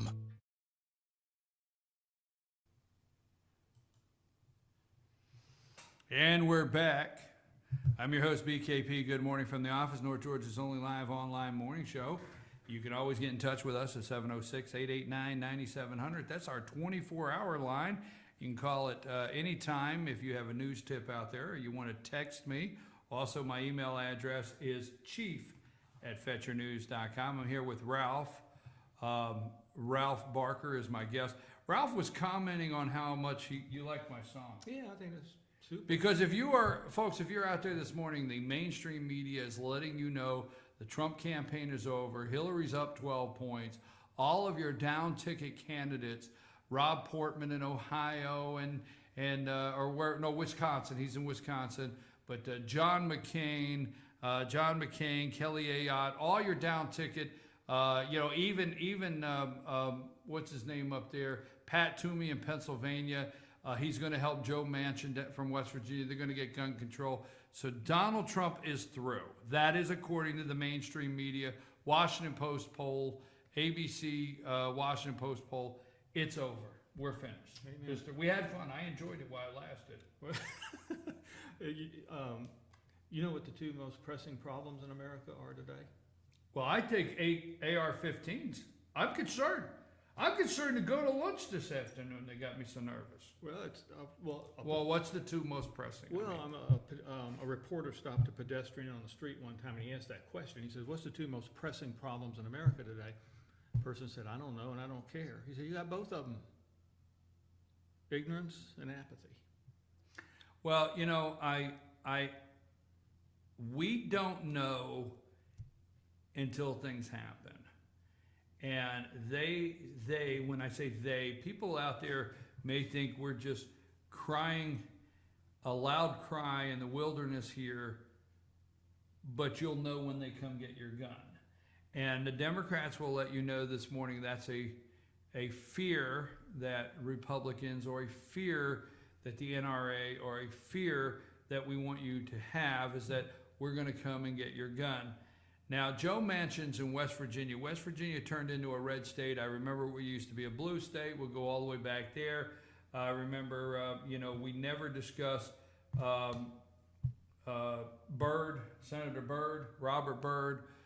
He was a grand wizard. He was of the KKK, but he played the fiddle. That covered everything. KKK? No, he did. He played the fiddle. Yeah. He was on Hee-Haw. Was he really? I didn't know that. On Hee-Haw, played the fiddle, and carried the Constitution. So that covered KKK. It's over. Interesting. Yeah. So anyhow, Robert Byrd, West Virginia. All the above. Now, Joe Manchin is a last surviving Democrat in a high office in West Virginia. And I think he might have trouble. He come out this morning. He was on an interview this morning, and he says, "You know what I say? No fly, no buy." So it's common sense. No-fly zone. If you're on a no-fly list, you can't buy.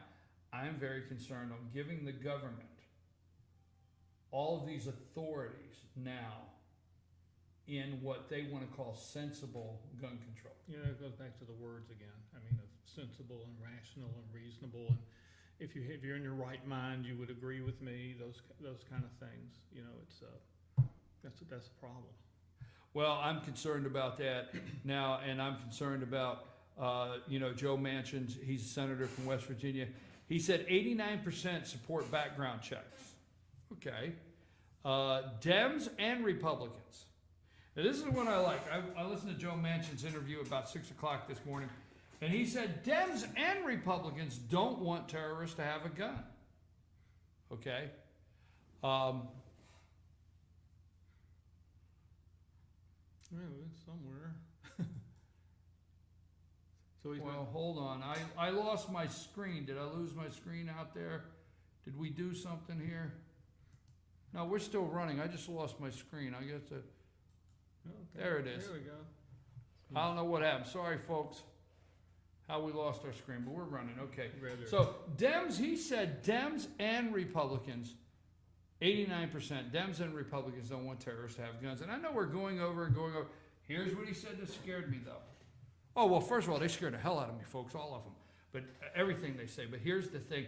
Joe Manchin, Democrat from West Virginia, said, crisis, seize on it. Mm-hmm. He said, he said, the crisis is here, and there's no reason we don't seize on it. That's the philosophy that the Obama administration's had. Who was his former chief of staff that's the mayor of Chicago? Deadfish? Who? Deadfish Rombo? Yeah, Rahm Emanuel. Raphael, I thought you kept up with this Yeah, stuff. Rahm Emanuel. Couldn't remember his name. Rob, Deadfish Emanuel. That was his philosophy. You know, create a crisis. and Never then deal let with a it. good crisis go to waste. Exactly. So that's what they're doing. One thing you have to understand about gun control: if every single country in the world banned guns, bad guys would still get guns. It doesn't matter. They're going to get guns. Remember, Cain killed Abel with a rock. I mean, someone wants to kill somebody. You know what? I was flipping through the Bible this morning. I wanted to see if they did something in the Bible while I was sleeping, like they've done to the Constitution. I wanted to see if they put sporting rifle in there. I did. I wanted to see. I said, well, I'm thinking, wait a minute, Cain killed Abel. Wonder if they had an AR-15. Wonder if the next thing, I think if you read the Bible this morning, the next thing after Cain killed Abel, God put sensible gun control in place. That's probably true. Yeah. In the Reader's Digest Bible, anyway. Exactly. So you just have to No, read I'm right sorry. Bible. I'm not making light of the Bible. Don't get me wrong there. I'm just saying, but I like to pick up things that scare me, and I'm going to use the word scare me in our government. And I'm sorry. I don't want to live like that. I never wanted to believe that my government should scare me.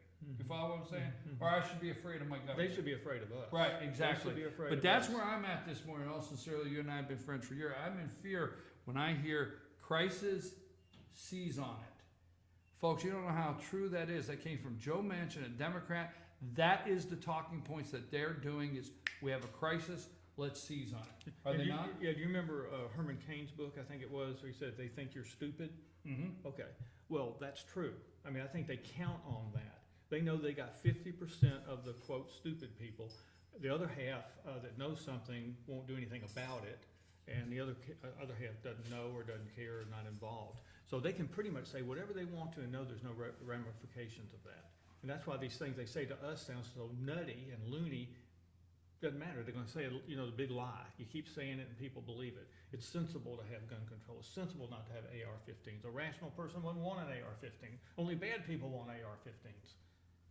Folks, I know what you're saying. You may be out there and you may be Fox News viewers, and I'm not giving Fox a pass, or you may listen to conservative radio or this show and you say, everything you're telling me this morning I have not heard yet. I've not heard anything you're saying. That's because you have to be careful because the other networks are putting this out here that the campaign is over.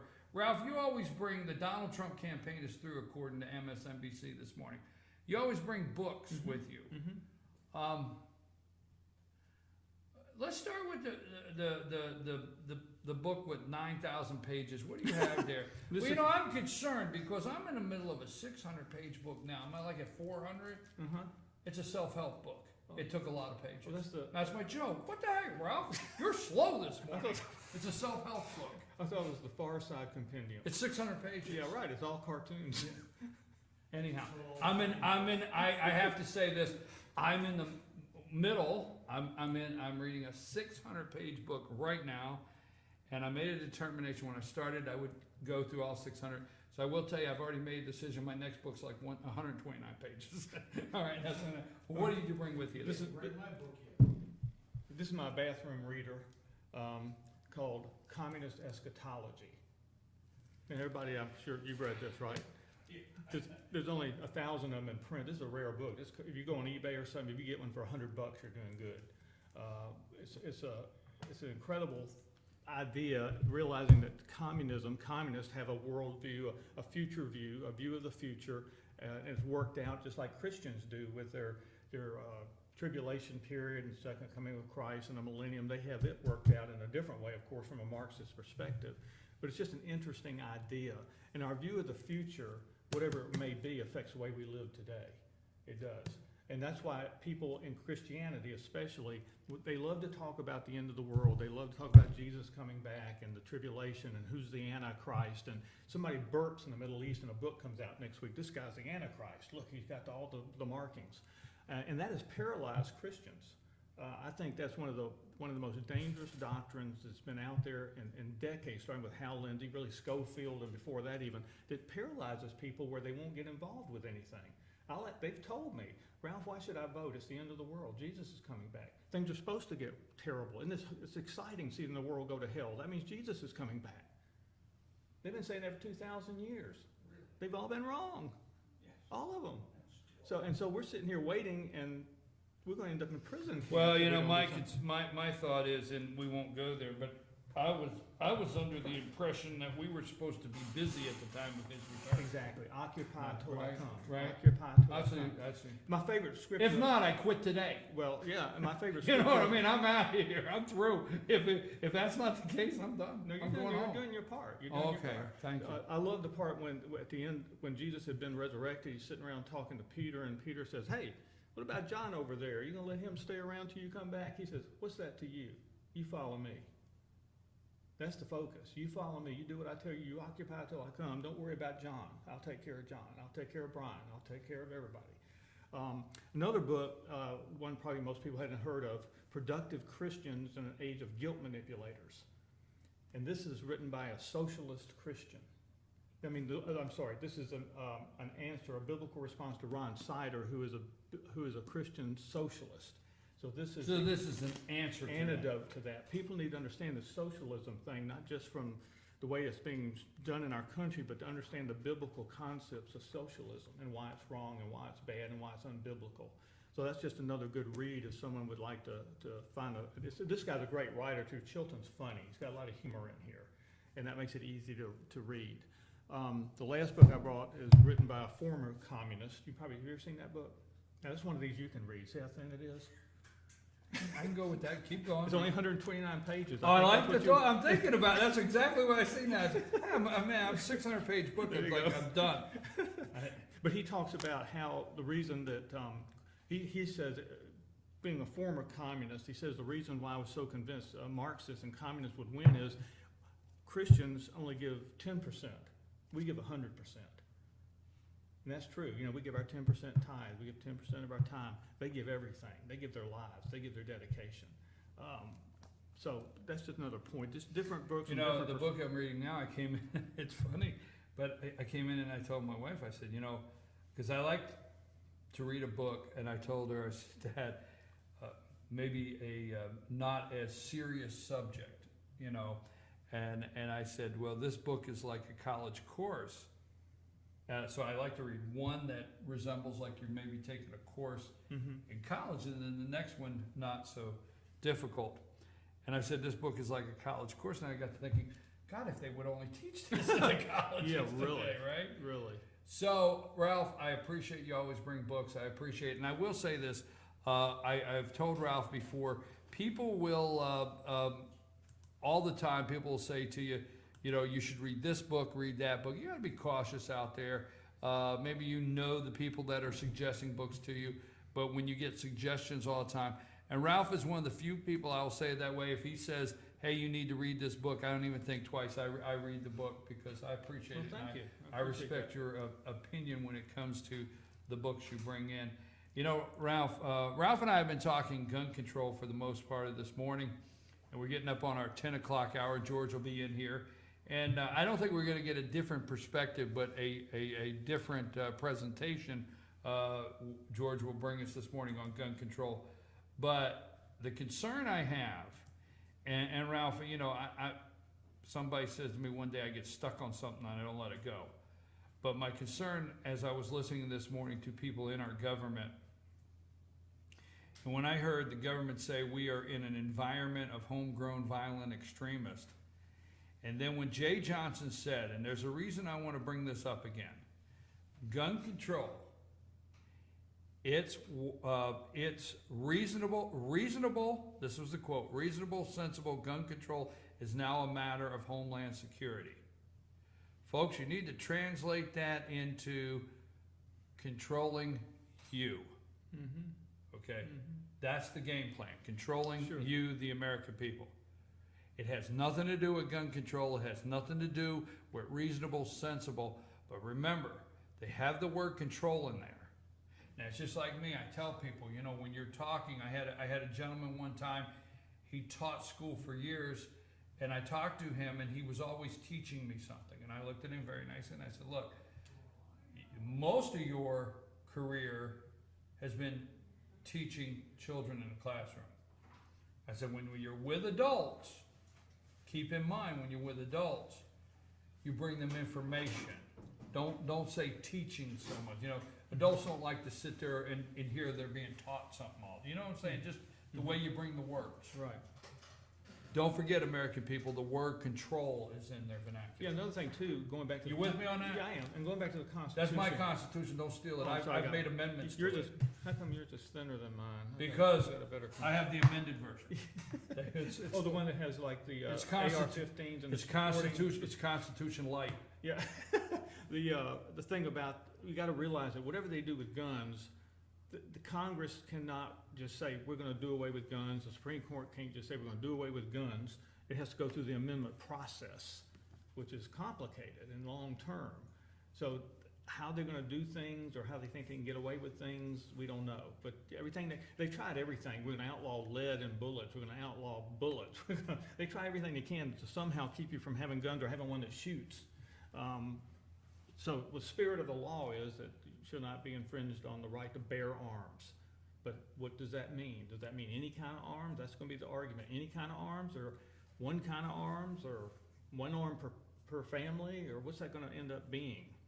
It can nullify it without actually revoking the amendment. Well, if you have one, and then that means somebody has to come in and count, or you have to fill out a form. Yeah, and you don't want a national registry, right? That's the thing. I'm just telling you now, control. Folks, don't forget the word control is in the sentence. And it's coming from your government. Reasonable, sensible gun control is now a matter of Homeland Security. Google that. Jay Johnson said that this morning, the head of Homeland Security. And trust me, these people never go out and talk without getting their talking points. All right, serious question. Why do you think liberals especially want to take away our guns? What do you think is the real thing going on there? Do they really think we're going to be safe? Is that really it? Or is it that they want to have control and they have the guns and then they can do anything they want because they got the guns? What do you think their heart is, their motive is? I don't know. That answer I would George get. can tell us next George hour. is going to tell me. I want to hear from George. I'm glad you posed that. I know how I feel, and you know, some people would say that some of my comments teeter on conspiracy theory, but I will say this. Now, they laughed. I watched Morning Joe. I know, folks, if you're mad out there because I watched MSNBC. But I watched MSNBC. Lonnie is back, folks. Maybe things will go better in the next hour. Lonnie is back. Or then again, we'll have to be concerned with him paying attention. But I watched MSNBC this morning, and they laughed, okay? They laughed because Donald Trump said that, I'm going to find it here. Stay with me. Donald Trump is pushing conspiracy theories is what they said, okay?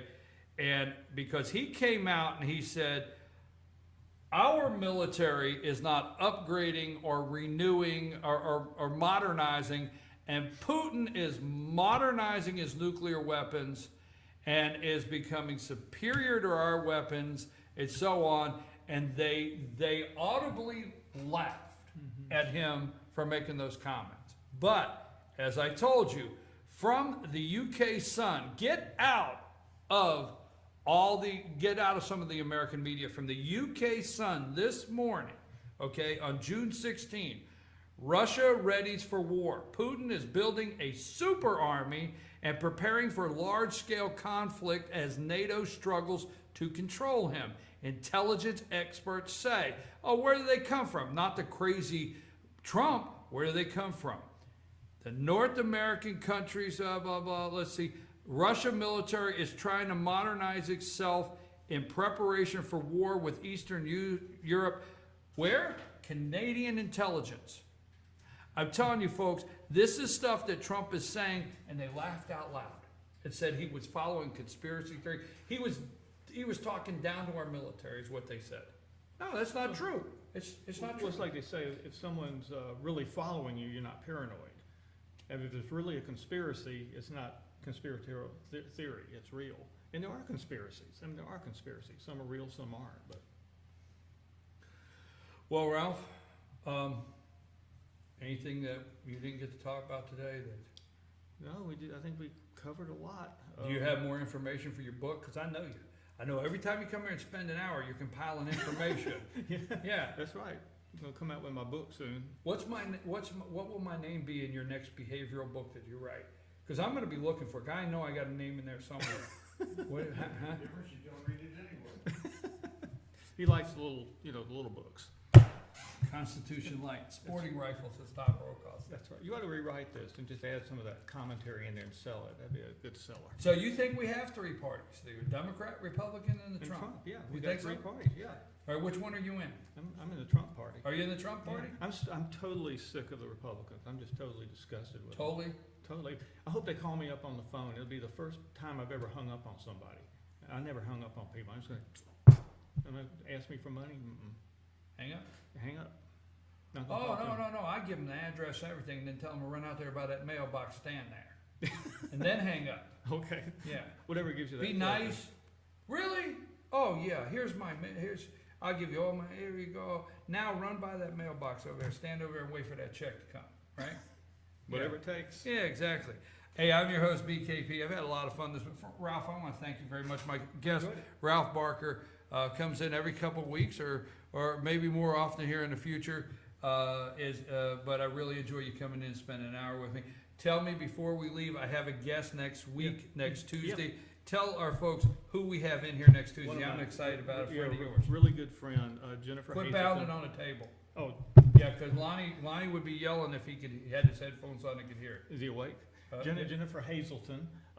Jennifer has an interesting background. She used to manage the on-air personalities for Fox News, and she's a young girl, 34, I think, 33, 34, and worked for CNN, worked for Tom Graves. She's a consultant to politicians and businesses. Very, very smart young lady running a business called Crocus. I forgot Crocus. It's a high-end women's clothing.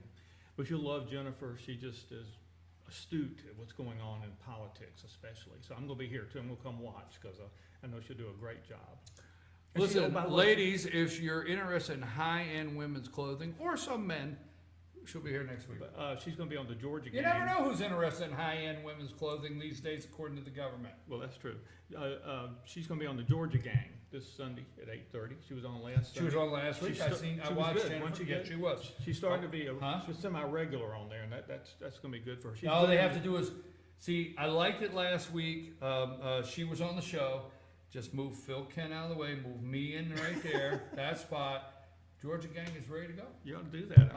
I told you, yeah. There you go. Yeah. So first time she was on, every time she looked at Phil Kent, her hair dropped in, all you saw was a nose sticking out. And I said, I can't You said that, Ralph. I didn't. Well, it's true. You said that. I didn't. And you told said her. that. I told her. Yeah, but I mean, you could have said hair. You didn't have to say nose sticking out. Ralph, that was wrong. I'm sorry to my guest coming next Tuesday. I was going to let him introduce you and build it all up. That's where it went. Ralph, thanks a lot. I had too much fun. Hey, I'm your host, BKP. Good morning from the office. North Georgia's only live online morning show. When we get back, where George is going to be here for the next hour, and we're going to go over most of the same topics we have this morning. But, hey, Lonnie, I can't find my scenes now. Just roll over and they'll show up. No, they're not showing up. George gonna sing? Hold on. Brian sings. You gonna sing? There they are. Sorry, folks.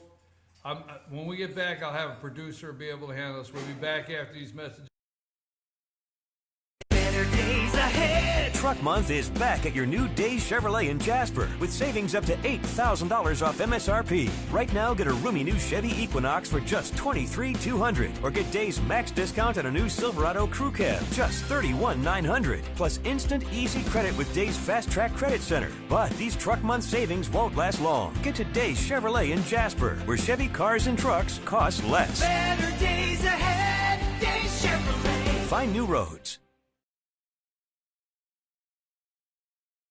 Announcing Pizza Hut's new Applewood smoked bacon and melty cheese. Stuffed in the crust.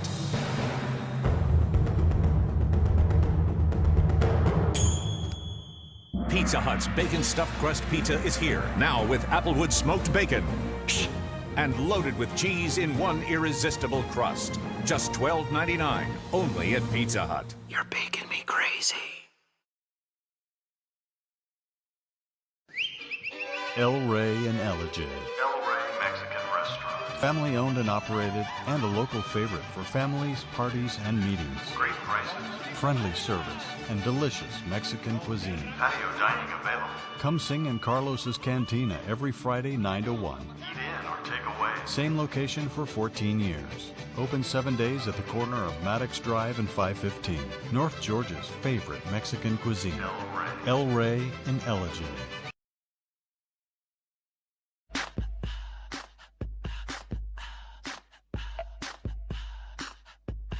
What you gonna do with all that junk?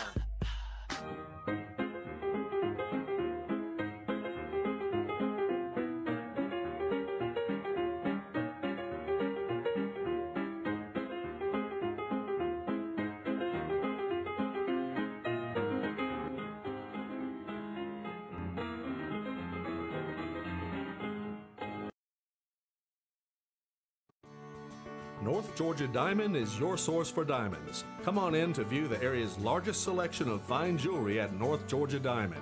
All repairs and designs are done on site by our jewelers. And North Georgia Diamond has the lowest prices on loose diamonds. You can also sell your gold, silver, and coins at North Georgia Diamond between Walmart and Lowe's in East Ellijay. Locally owned by Bill and Allison Craig, North Georgia Diamond is your source for diamonds in North Georgia.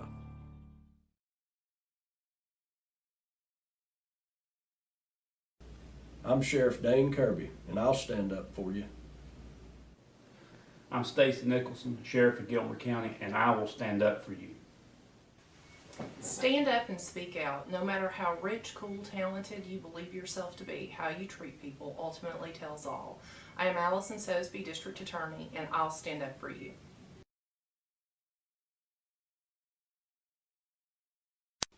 Hi, I'm Rhonda the Mattress Lady, and this is my husband Gary, owners of Mattress Overstocked in Ellijay next to Walmart. And we want to earn your business. From the time you walk in our door to the time we deliver your new mattress to your door, you will see the difference. Our selection and prices are the best in North Georgia, and customer service is our top priority. So y'all come on in and let us help you find the right mattress at the right price. That's Mattress Overstocked in Ellijay next to Walmart.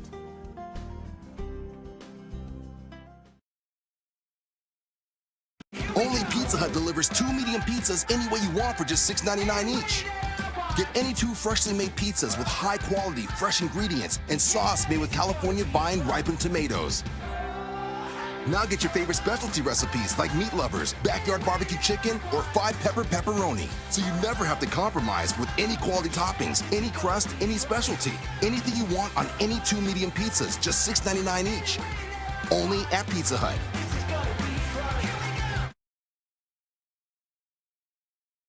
Switch and save at Shattenkirk Ford. Find quality pre-owned trucks under $20,000 and not just Fords. We have all the best makes and models. Shop the best selection of certified pre-owned Fords in the area. Switch today and shop our network of over 500 pre-owned cars, trucks, and SUVs. We'll even deliver it to you. Plus, every vehicle sold comes with Shattenkirk Customer Care, which offers you extra protection for no extra charge. Make the switch to Shattenkirk Ford in Jasper. Online at ShattenkirkFordJasper.com.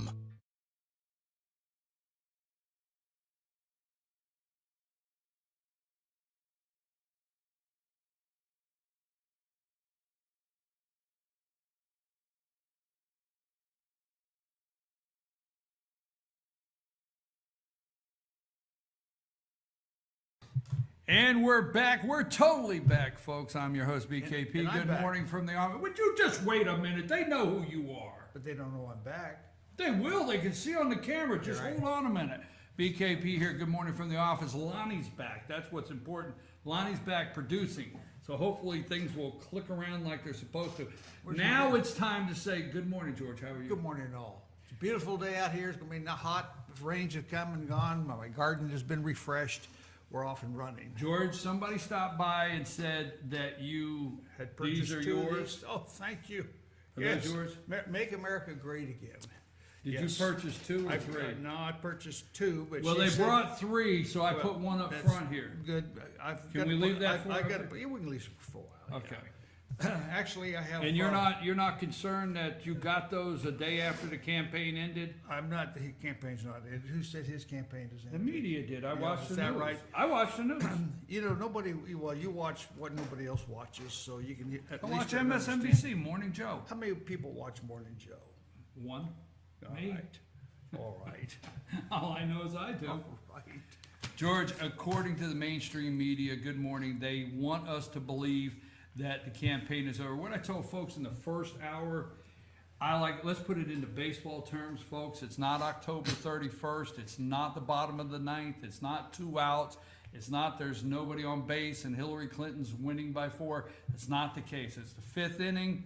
Okay, the media has helped push a couple runs in for Hillary. And everybody, the game's not over. That's what the coach has to do. You got to go in, bring the kids back into it, the players back into it. We're not out of this, okay? Now, Trump, 1 year, today marks 1 year he came down the escalator, and officially, according to the mainstream media, it only took a year for him to end his campaign. Is that all? That's it. just a Well, year. he lasted longer than Jeb Bush, didn't he? No, and you know I'm being facetious and having fun, George, but yes, I wanted to watch opposing views this morning. I got up, I watched Rachel Maddow at 4 a.m. I like Rachel, Mad Cow, at 4 a.m. I watched her this morning. Is that a rerun? No, Is yeah, that they tape? play Yes, what at tape. 7 at night, so they play her at 4. I watched her do her gun control special. And talk about the filibuster on the floor yesterday by the Democrats, and then I went into watching Morning Joe. And they're determined to tell me the Washington Post polls have Trump down 12 points. He's down 89% with Hispanics. It's even got our demographic. You know our demographic? Dumb white people. We're doing well with them. We're high. Our internal polling say we're way up with dumb white people. The Washington Post interviewed. Well, don't look at me like that. 1,000 I mean, people. they have, go to the Washington Post, they've got white people without an education, black people without an education, white people that went to the 10th grade, black people that went to the 9th grade, Hispanics, women. They got it all broke down, don't they? They only interviewed or polled 1,000 people. And where is Washington Post located? Who owns the Washington Post? Same owner of Amazon. Huh. Hell, you say. Washington Post is owned by, what's it, Jeff Bezos or something like that. Bezos, right? Yeah. He owns Amazon. Sure. He bought Washington Post. He put 20 reporters on Donald Trump. He made brags he would get Donald Trump. And guess what? The polling out this morning that they're all reading the data from is the Washington Post ABC poll, right? So, They poll their demographic who they want. what did you say when they called you? Well, They called I have- 1,000 I have- people. You I had have- to be. I have You're in not- the M's. I have not been called ever. Ever. Have you? Ever. I want Ever. to get my first phone call. I've never had a phone call. You too? Never have had a call. The only calls I get is from the RNC reminding me that I used to be a Republican and they could sure use my help if I'd just send them some money, and they hang up. Why do you hang up? I say, well, you guys have lost the ball. I'm not with you anymore. So that's it. But that call you get Oh, I get is it the free. RNC Yeah, a couple times wanting a to year. know I like they call us. We missed your last check. That $25. Well, you missed it because I didn't send it. Right. So They know that. okay, 1,000 people. But all jokes aside, how did the media turn the narrative around from San Bernardino? Now, San Bernardino, Donald Trump got a 5-point bump in the polls. Okay, the terrorist attack. Here in Orlando, they have successful. I know you don't like to call the Democrats successful, the media successful. I know you don't like to do that, but they're being successful, in my opinion, in turning the narrative into what happened to Orlando is due to gun control. Well, they're going to try to do that, but the horse is already out of the barn. It's Islam control, Islam control, Islam control. These people have to be controlled. This has been done before. This is not new. Do you remember your history? If you remember your history, just before I was born, America had floods of European immigrants come here, and there were a lot of Germans. A lot of Germans. They congregated in New York, Detroit, Michigan cities, where there were construction jobs. Then Hitler rose in nationalist Germany. And these people over here formed up into social groups called the Fatherland Bund or Deutsches Bund or German Bund. They had rallies, they had speeches. Everybody had a uniform with the belts and hats. They had the swastika flags, and they marched in the streets with the swastika flags side by side with the U.S. flags. And this is before America entered the war. And while our government was alarmed and watched them, it wasn't until that bombing on the sabotage bombing against our industrial plant that the FBI finally, lowered the boom on these people. Then we went into war, and that whole boom thing disappeared. Islam has now declared war on us, and we have a crypto Muslim in the White House who refuses to say Islamic terrorism, refuses to acknowledge that Islam is the source of the attacks against us, not because they listen to an internet site, because it's written in their damn book. It says what they're supposed to do in their book. And we listen to the news tell us that our government communicates with moderate Muslims. What is a moderate Muslim? If you read this book, that's the only book they got, plus the Shia, the Hadith, which is the prophecies of Muhammad. You read that book, everybody does it. They just might be sitting there waiting for their turn to be activated. And they're not radicalized by going to the internet site. They just go to the internet site to get their marching instructions. They are all potential terrorists, every one of them. Yes, but now we know, George, and let me say this because when you say the Republican Party calls you for their $25, and I say that jokingly, but they call you wanting a donation. Are we hurting ourselves? And let me just look at it this way, because you just left a segment and you were here in the room and you heard Ralph say the only call he wants is from the Republican Party to be the first time ever he hangs up on somebody, right? Mm-hmm. Are we in trouble if we take that mentality, or do we put our money in other places? You put your money in other places. You put your money to your candidate of choice.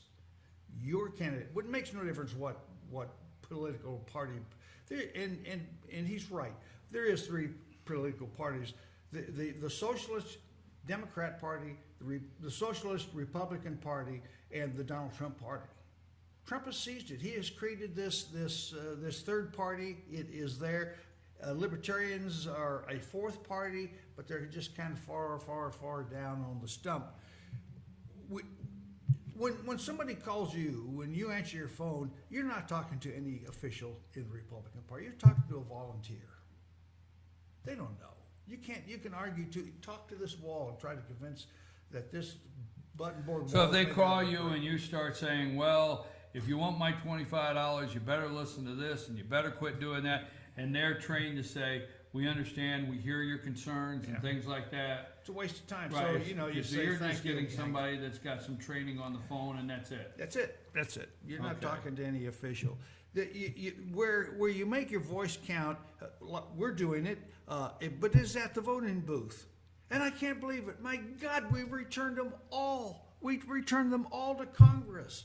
All our representatives who voted for Obamacare, voted to fund Planned Parenthood, we sent them all back to Congress. Every one of them. What is wrong with our Republicans? I understand that, but we don't have time to get into it. I understand why we sent several back, and we don't have time to get into that today.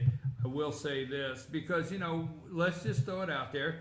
When we talk about campaign finance reform, then we have the people that say, well, you're crossing, the Constitution of Convenience, I call it. This is the Constitution of Convenience, is what many lawmakers use it for. And if we start talking about campaign finance reform, well, whoa, the Constitution, that we want to uphold the Constitution, that you should be able to raise all the money you want.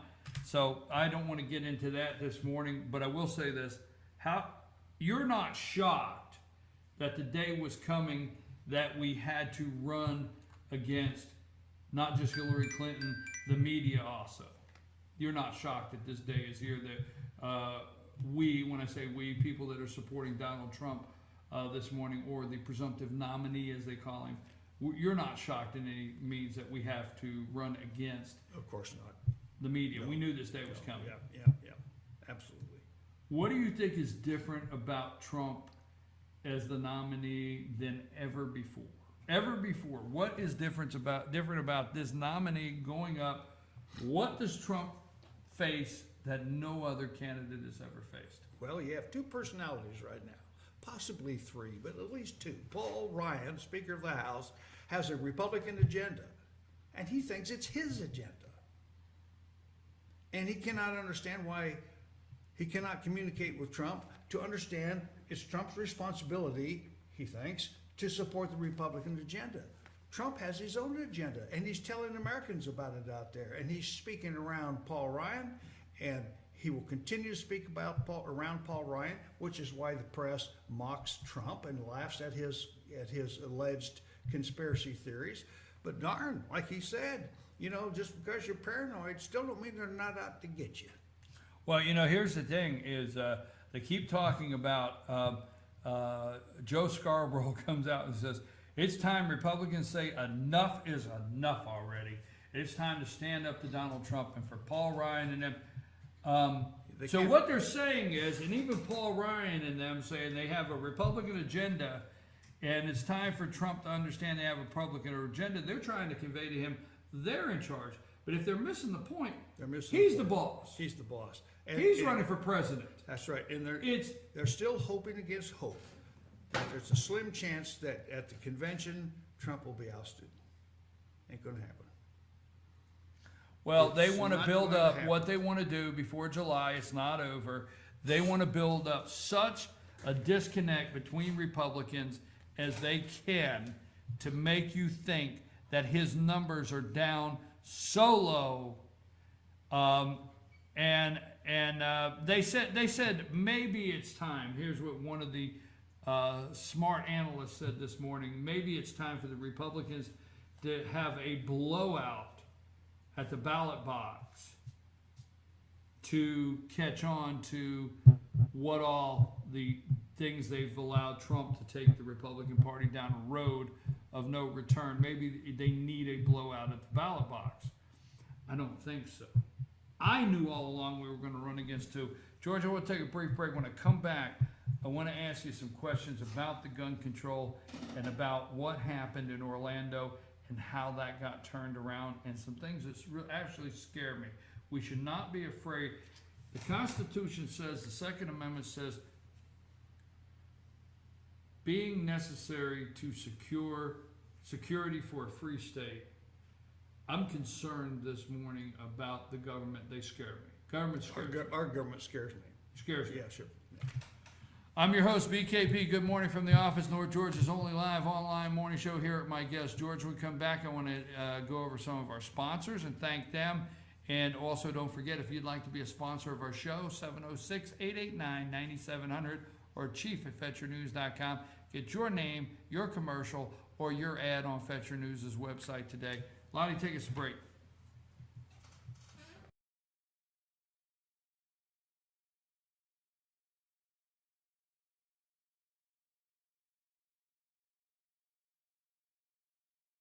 Better days ahead. Truck Month is back at your new Days Chevrolet in Jasper with savings up to $8,000 off MSRP. Right now, get a roomy new Chevy Equinox for just $23,200 or get Days max discount on a new Silverado Crew Cab, just $31,900, plus instant easy credit with Days Fast Track Credit Center. But these Truck Month savings won't last long. Get to Days Chevrolet in Jasper, where Chevy cars and trucks cost less. Better days ahead. Days Chevrolet. Find new roads. Announcing Pizza Hut's new Applewood smoked bacon and melty cheese. Stuffed in the crust.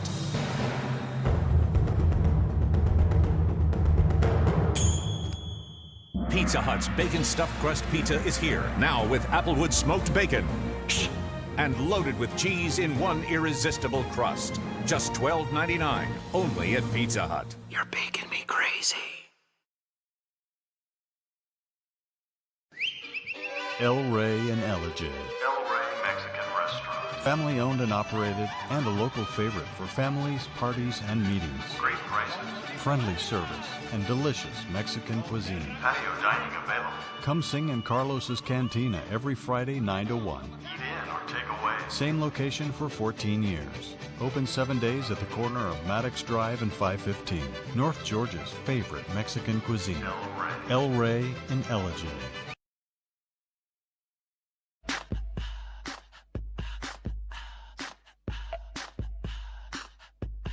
What you gonna do with all that junk?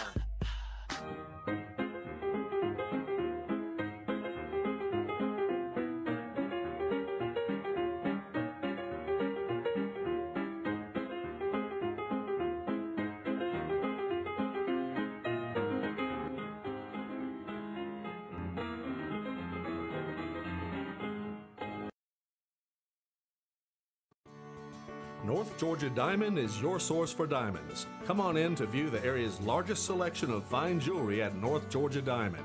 All repairs and designs are done on site by our jewelers. And North Georgia Diamond has the lowest prices on loose diamonds. You can also sell your gold, silver, and coins at North Georgia Diamond between Walmart and Lowe's in East Elijah. Locally owned by Bill and Allison Craig, North Georgia Diamond is your source for diamonds in North Georgia.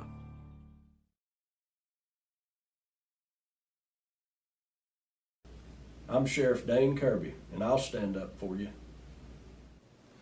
I'm Stacy Nicholson, Sheriff of Gilmer County, and I will stand up for you. Stand up and speak out. No matter how rich, cool, talented you believe yourself to be, how you treat people ultimately tells all. I am Allison Sosby, District Attorney, and I'll stand up for you.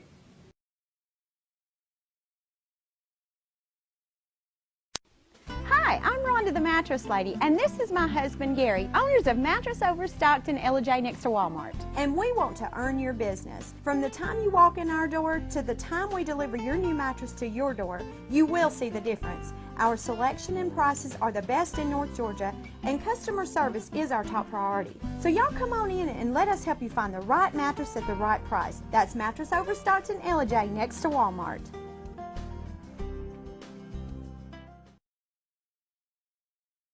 Only Pizza Hut delivers 2 medium pizzas any way you want for just $6.99 each. Get any 2 freshly made pizzas with high quality, fresh ingredients and sauce made with California vine ripened tomatoes.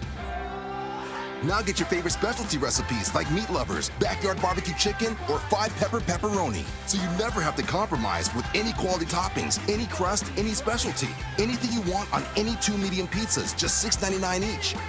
Only at Pizza Hut.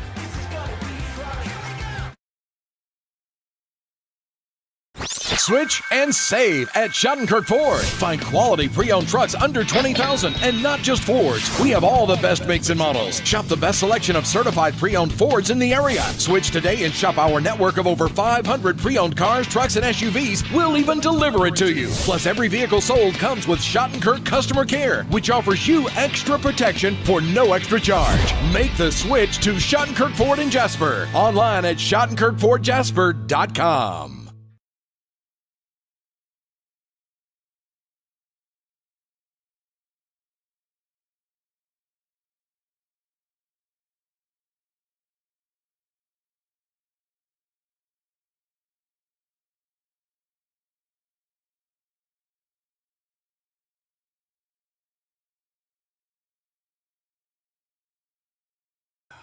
And we're back, folks. Good morning from the office, North Georgia's only live online morning show. I'm your host, BKP. I'm here with my co-host, George McClellan. Need to talk about your sponsors. That's what I need to do. Day Chevrolet, located down in Jasper on 515. Circuit World, promotional code FetcherNews.com. Circuit World, L&L Beanery, downtown Blue Ridge Coffee Shop. Free Wi-Fi. Salon 84 Hair in Color, West Church Street in Jasper. Make your appointment today, 706-253-9876. Clock Tower Gifts and Boutique, located in Jasper. Shattenkirk Ford, southbound 515, Shattenkirk Ford, down there in Jasper. Also, UPS store, located in East LJ. North Georgia Diamond, located in the East LJ Walmart Shopping Center. Promotional code FetcherNews.com. Mattress Overstocked, also located in the East LJ Walmart Shopping Center. 706-698-7378. FetcherNews.com. Promotional code Mattress Overstocked. LJ Fitness, 379 River Street. 706-636-2348. WebWorks Lawn Care, 706-889-4893. Messrs Orchards and Blue Ridge Ace Hardware Amish Furniture. Thank you very much for being sponsors of our program today. We have we've been talking about the new gun control background checks. Do you have that up there, Lonnie? Put that up for me. I don't know if you can read this, but this is the new background check criteria.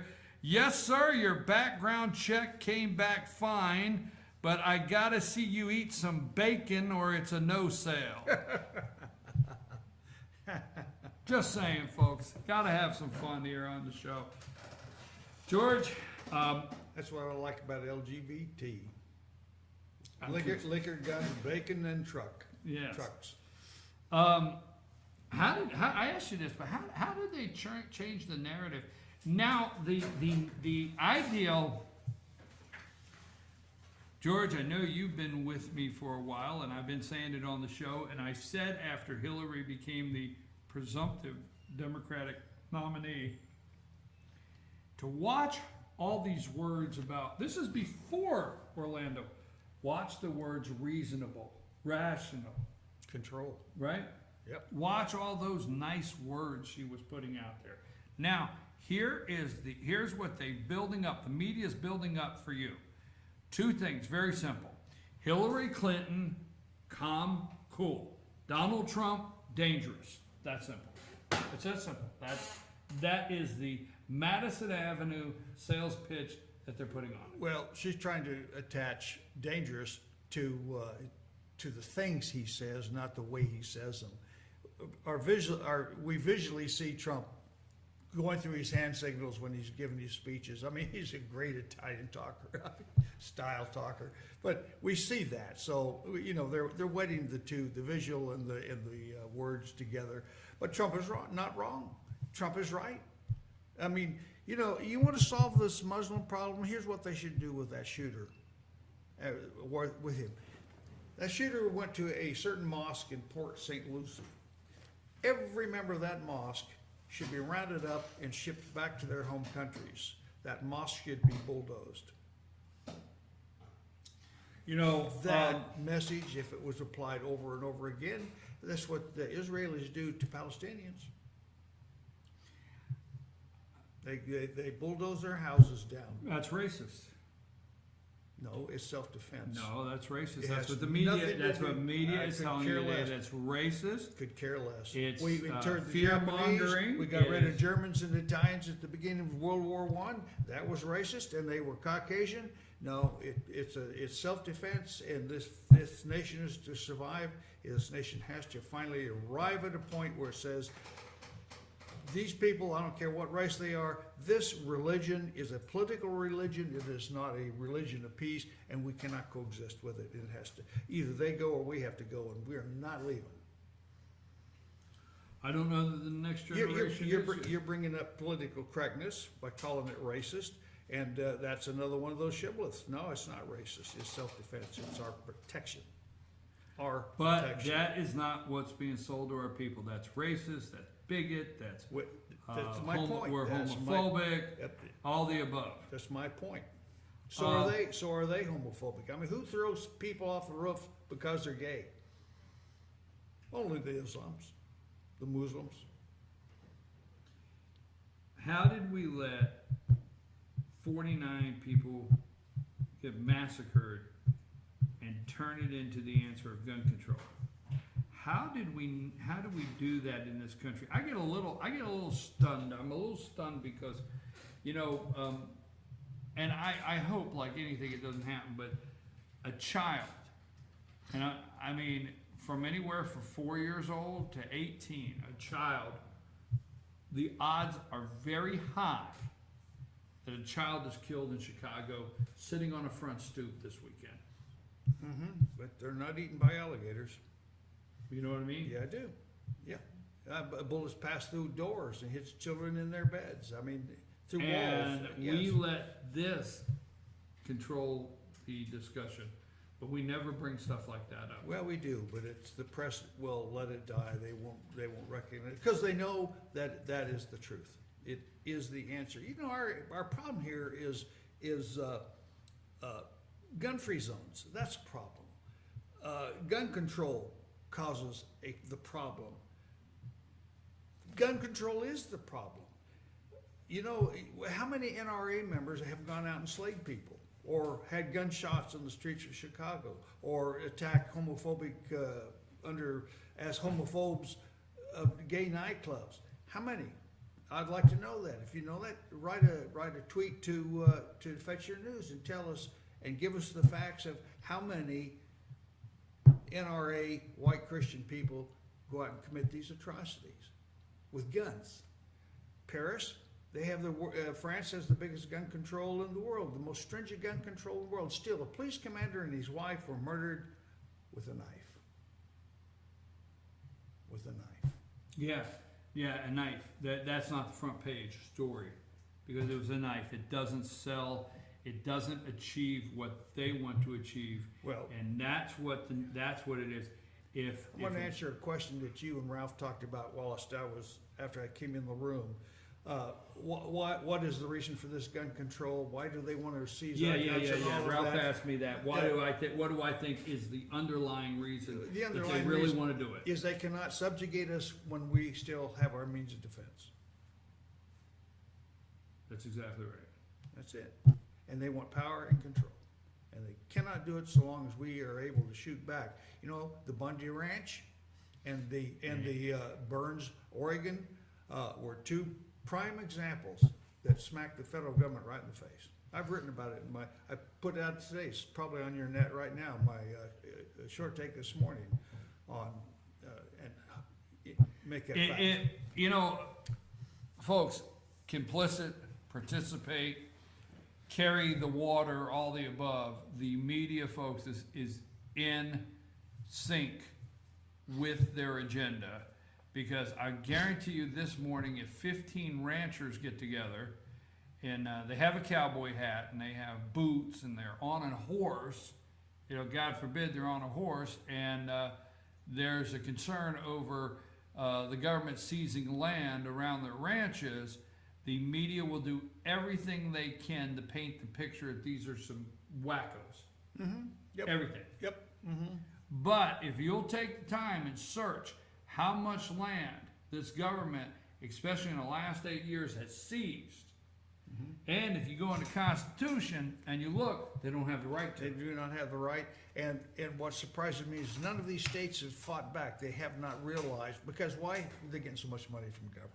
I mean, the whole thing was corrupt. It's just totally corrupt. And the government will stop the flow of money. Well, there's a point where the state can stop the flow of money to the government too, I think.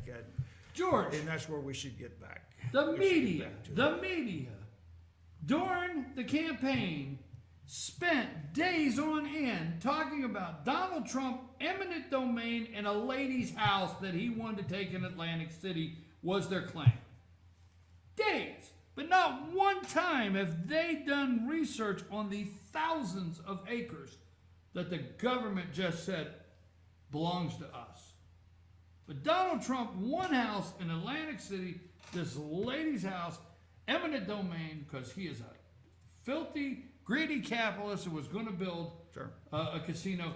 That was news, but not, you understand? Consider the source.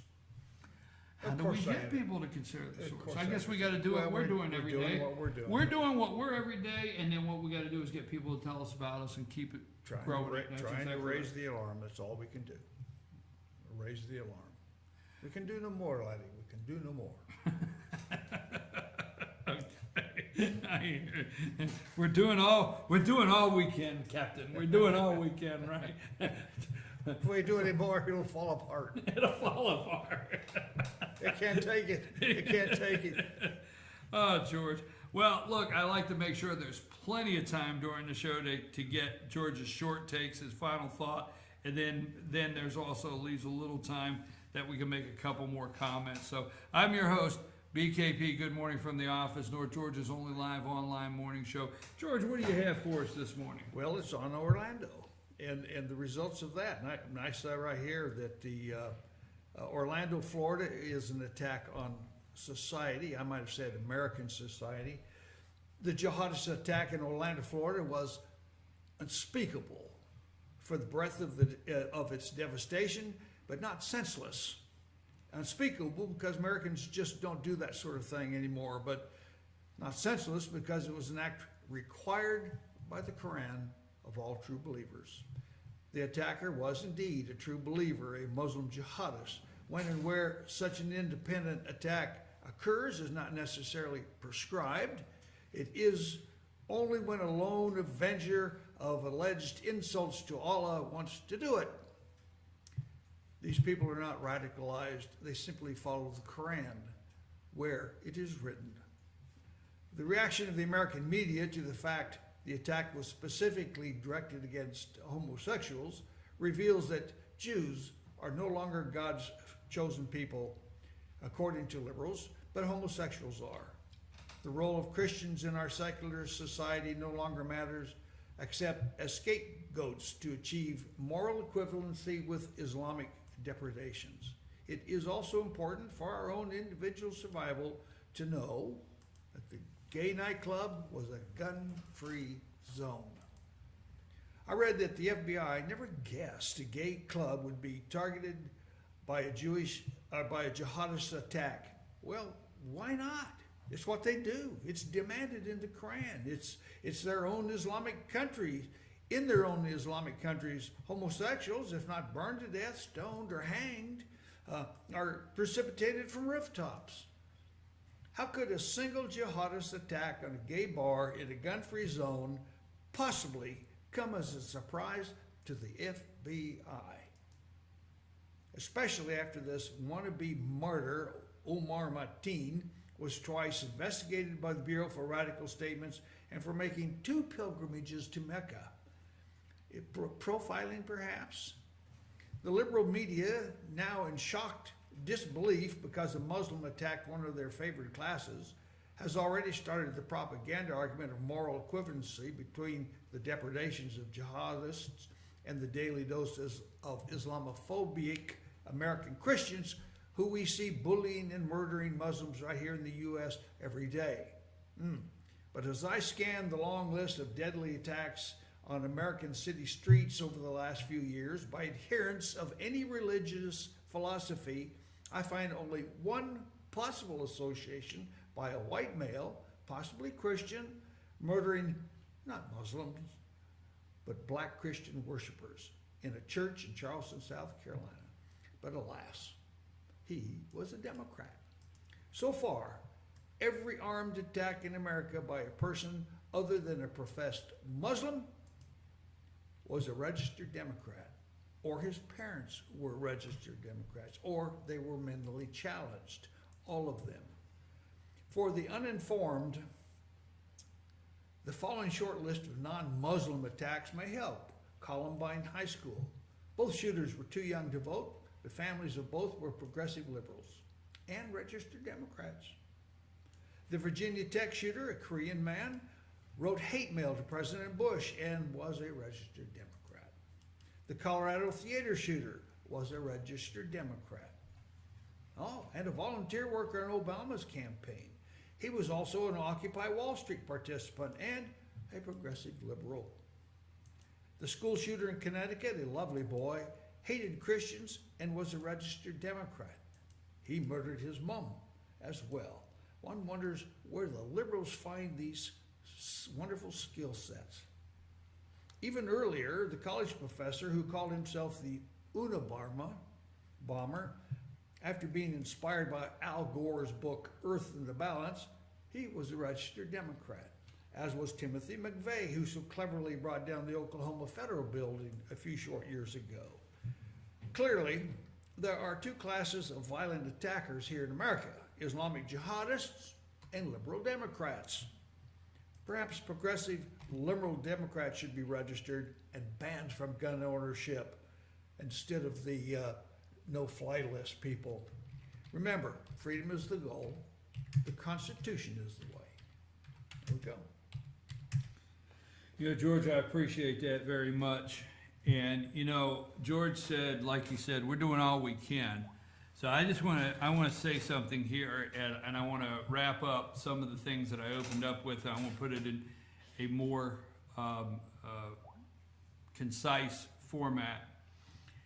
You know, gun control is what's for breakfast in America this morning. That's what they want you to believe as you were getting your Cheerios out or whatever this morning and turned on the TV. They wanted to tell you that 89% of Americans said they don't want terrorists to have a gun. Well, that's kind of like common sense. So the government has released their attack team to come out and do the talking points. Now, here's the good news about this show. So much good news. We do not get the talking points. They don't email them to me. Now, on the flip side, I also want to say something about Republicans and conservative talk show hosts. Some conservative talk show hosts, as nice guys as they may be, or ladies, don't think they're wrong, as they may be, they get conservative talking points.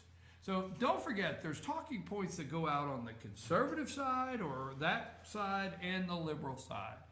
The good news is I don't get any talking points. I just come in here and say what I figure out throughout the morning. I watched MSNBC. I give you talking points. Huh? I give you talking points. George sends me the talking points. Okay, that's actually a good point.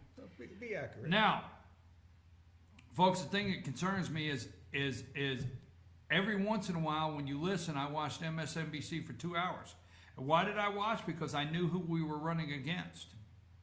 And I knew we needed to pay attention to the enemy. I have to call it that way. They are the enemy. I have to pay attention to that to see what we're running against and what their game plan and what the talking points. I told you weeks ago to look for the words reasonable, sensible, gun control, logical, all those kind of words. I watched them paint Hillary as the calm and cool one through a crisis. Okay, she is calm and cool through this crisis, okay? That's the way they're painting her this morning, folks. And Donald is dangerous. That's it. Joe Manchin from West Virginia said exactly the truth. He says, crisis, we need to seize on it. Go play it. Joe Manchin's interview on MSNBC this morning. Democrat senator from West Virginia said, we have a crisis, we must seize on it. That is the narrative, and that is the mantra of what they do. Now, I want to say something here.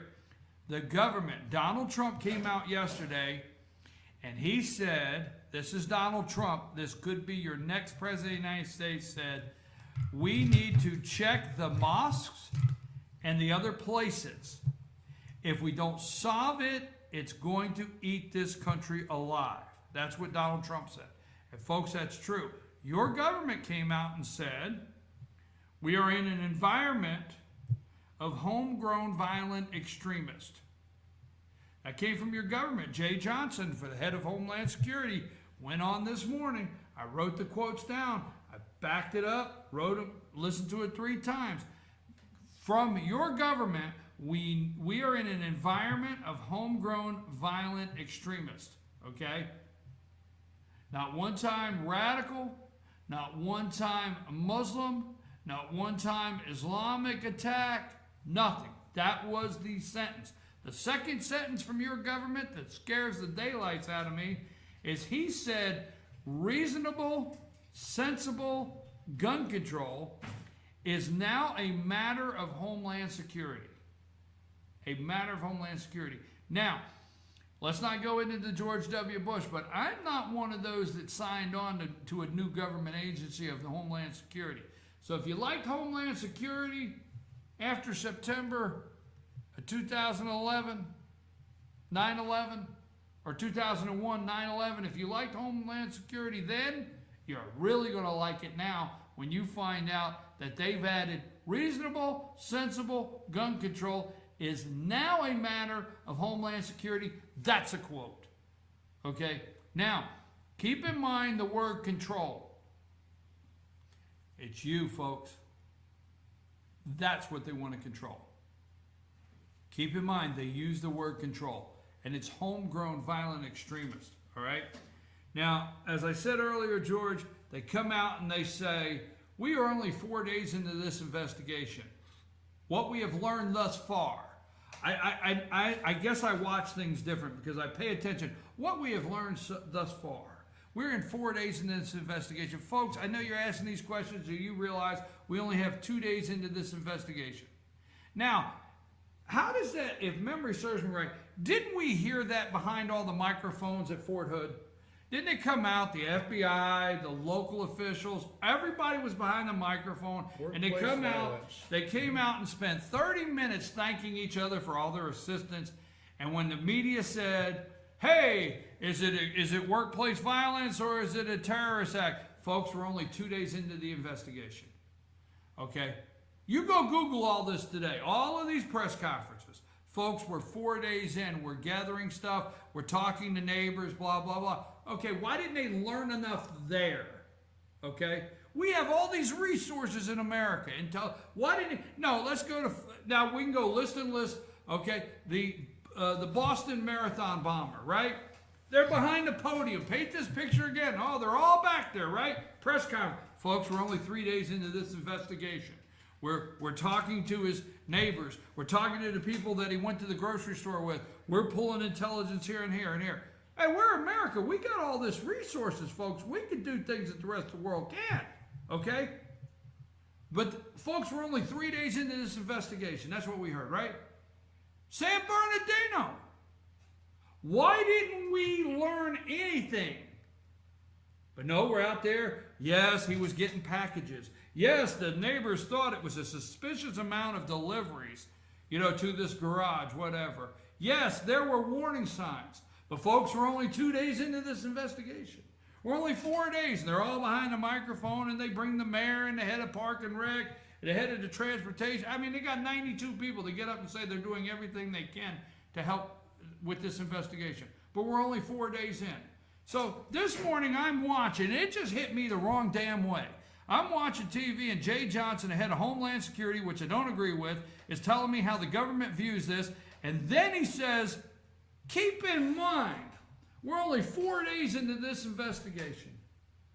I'm thinking, hell, where have I heard that before? The 9 last terrorist attacks? How many? Oh, we're only 4. Keep that in mind. We're only 4 days. Well, let me tell you something, people out there. We are 8 years into the Obama administration, not 4 days. We're 8 years into the Obama administration. What does that mean? We've known for 8 years. He has had 8 years to compile the information. He has had 8 years to see what to do with ISIS. He has had 8 years to see what the homegrown threats are. He has had 8 years to figure it out. And you know what they want to do? They want to give you 4 more with Hillary Clinton that they couldn't do in 8. That's what they want to do. Yeah, right. And Obama's going full court press right now to institute as many of his little laws that he can before he's out. And I hope when Trump becomes president, that he'll immediately suspend and stop all of that nonsense and regurgitate it out and dump it in the waste bin where it belongs. Well, folks, you know, they stood and they did a filibuster yesterday on the floor. The Democrats did a filibuster. And they said for hours and hours that their phones were flooded with people saying, I'm tired of nothing getting done. I'm tired of you not doing anything. And I'm thinking, did their phones... See, the only time the Democrats hear the phone ringing is when it's gun control. See, they don't hear the phone ringing when you're calling and saying, don't add to our national debt. They don't hear the phone ringing when you're calling and saying, hey, do not provide funding for Planned Parenthood. They don't hear the phone ringing when you're calling and saying, you know what, I do not want to raise the debt ceiling.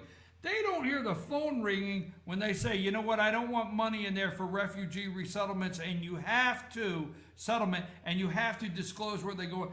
That phone they never hear. They never hear that damn phone ringing. But boy, you call and say, we want to know why you're not doing something about gun control. They rush to the phone, don't they? Yep. Here, let me take that. I'm here. Yep. Right? Yep, absolutely. If it's about gun control, I'm here. Right? That's what they say. That's it. That's it.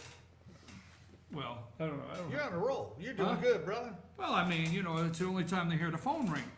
That's the only time. your And they're high blood making pressure? fun. No, but they're making fun. It really bothered me this morning that they're making fun of Trump. Like his campaign is a joke. And what they're doing is they're making fun of the American people. And we're not a joke out here. Okay, we're not stupid. See, that's what they've never caught on to. See, we know out here, you know Russia's working as hard as they can to modernize every weapon system they have. Certainly are. Right? Certainly are. Trump said it yesterday, it was something to laugh at. Okay? Right? Yep. Certainly are. It's on and on and on. Now, folks, don't forget, if you like your refugee resettlement, you should send Jimmy Carter a thank you card. That's right. You should. I know most of our viewers here in Georgia, so send Jimmy. In fact, go ahead and drive down to the Presidential Library. He's probably in today, probably doing menial tasks, saving the world with... peace work. Yeah, peace work down there, right? So send Jimmy Carter if you like your refugee resettlement. Was it 1978? He signed the Refugee Settlement Act or something like that? No, he created that agency in the executive, the Right, resettlement agency, and that's totally unconstitutional. Right. And it was missed. It was So totally. he did that. So let's thank Jimmy Carter. Let's thank George W. Bush for Homeland Security. Let's put the blame where it's at. Let's thank him for Homeland Security. And let's not forget, overseas we're killing these guys. That's what they had the nerve to say this morning. He had the nerve. Jay Johnson said, overseas we're killing these guys. One at a time. Well, I'm going to tell you right now. And here they're killing our people wholesale slaughter. The government he didn't said... have an AR-15. The government said we are in an environment of homegrown violent extremists. Yeah. Now, when I was a kid, homegrown meant two things. Tomato or weed. It's just bottom line. That's all. I just have to tell the truth. Well, he also, you're talking about Jay, he also said right-wingers pose the same threat as Islamist jihadists. You see, there's potheads out there that's here in homegrown. Where? And they say where? Yeah, where?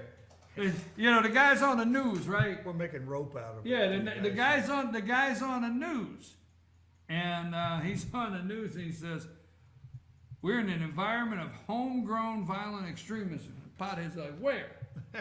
Where? That sounds like a new bud. and him. Homegrown. And it's violent, man. That's everybody had to deal with. They're gonna name their weed Homegrown Violent. This is violent, man. I don't know. I have to make a joke because it's like I don't know what to say, George. I'm at a loss. I'm at a loss in this country. Doesn't sound like it. Well, no, I'm at a loss. I just hopefully we can get the information out to enough people.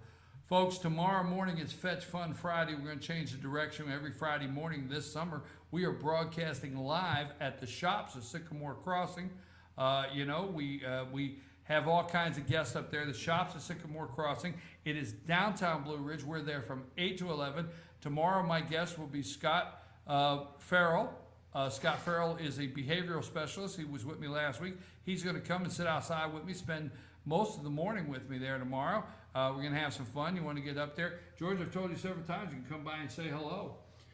We don't have. It's not a problem. We just don't want extremism on the show. Don't look for me tomorrow. I have a board meeting with the Kids First Foundation at 10.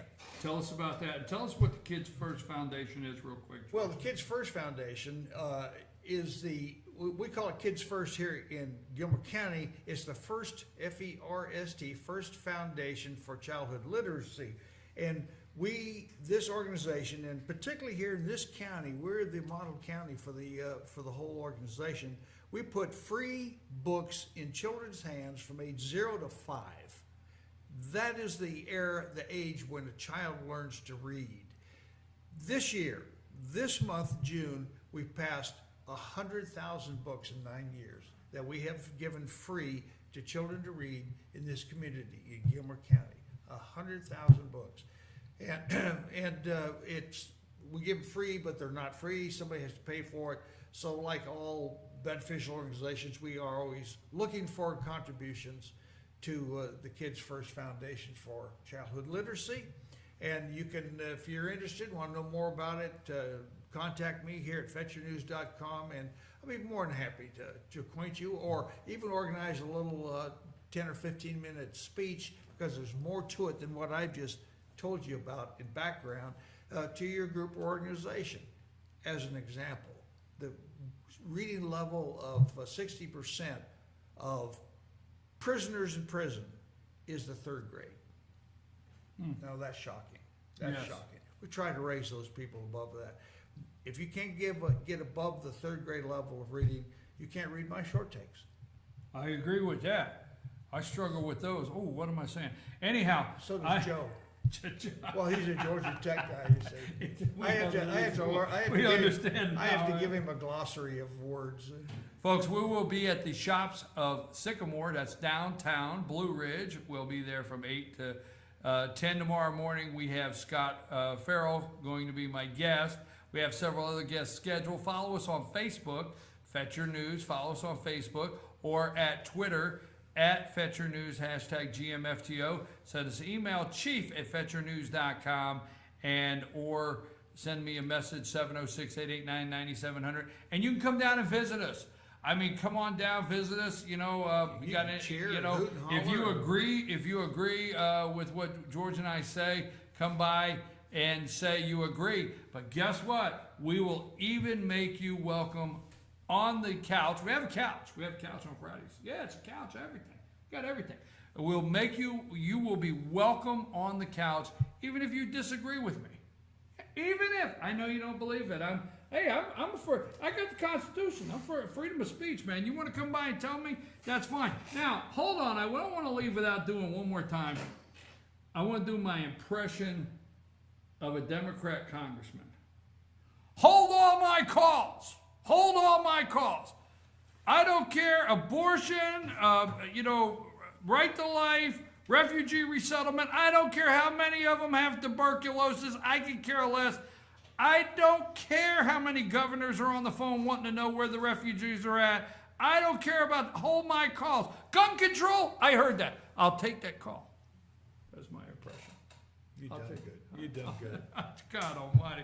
I've got to get something. I keep picking up this glass gates and this and this. I got to get a little foam sponge or something that I can throw against the wall from time to time. Well, at least you don't want to smash it against your ear. Yeah, I want to do that. I don't want to throw it. And you know, if you're listening to the mainstream media, folks, I will leave you with this parting song. It's over. Trump campaign is through. We had so much fun bringing it to you, but it's over. Trump is through, according to the media, but he's not, folks. Stay tuned to us. We have our Make America Great bumper stickers here. George has it. We have 3 of them. Well, you Don't have come- two. You don't have come two. here- I Don't come here to get confiscated one. Don't come here to get one. Folks, we'll be back tomorrow. Monday morning, we'll be back with North Georgia's only live online newscast, The Morning Report with Kevin Hensley. And again, tomorrow, the shops at Sycamore, 8 a.m. Lonnie, take us out of here. Good to have you back. I wonder if Lonnie was paying attention. We're over going there. back on our regular schedule. I'll be here. at Yeah, 9, we should be 10. back on our regular schedule next week. But then again, I don't know what a regular schedule is. Lonnie, Well, neither do our worshipers. is that out Lonnie there. on the other side there? Lonnie? Yeah. Lonnie?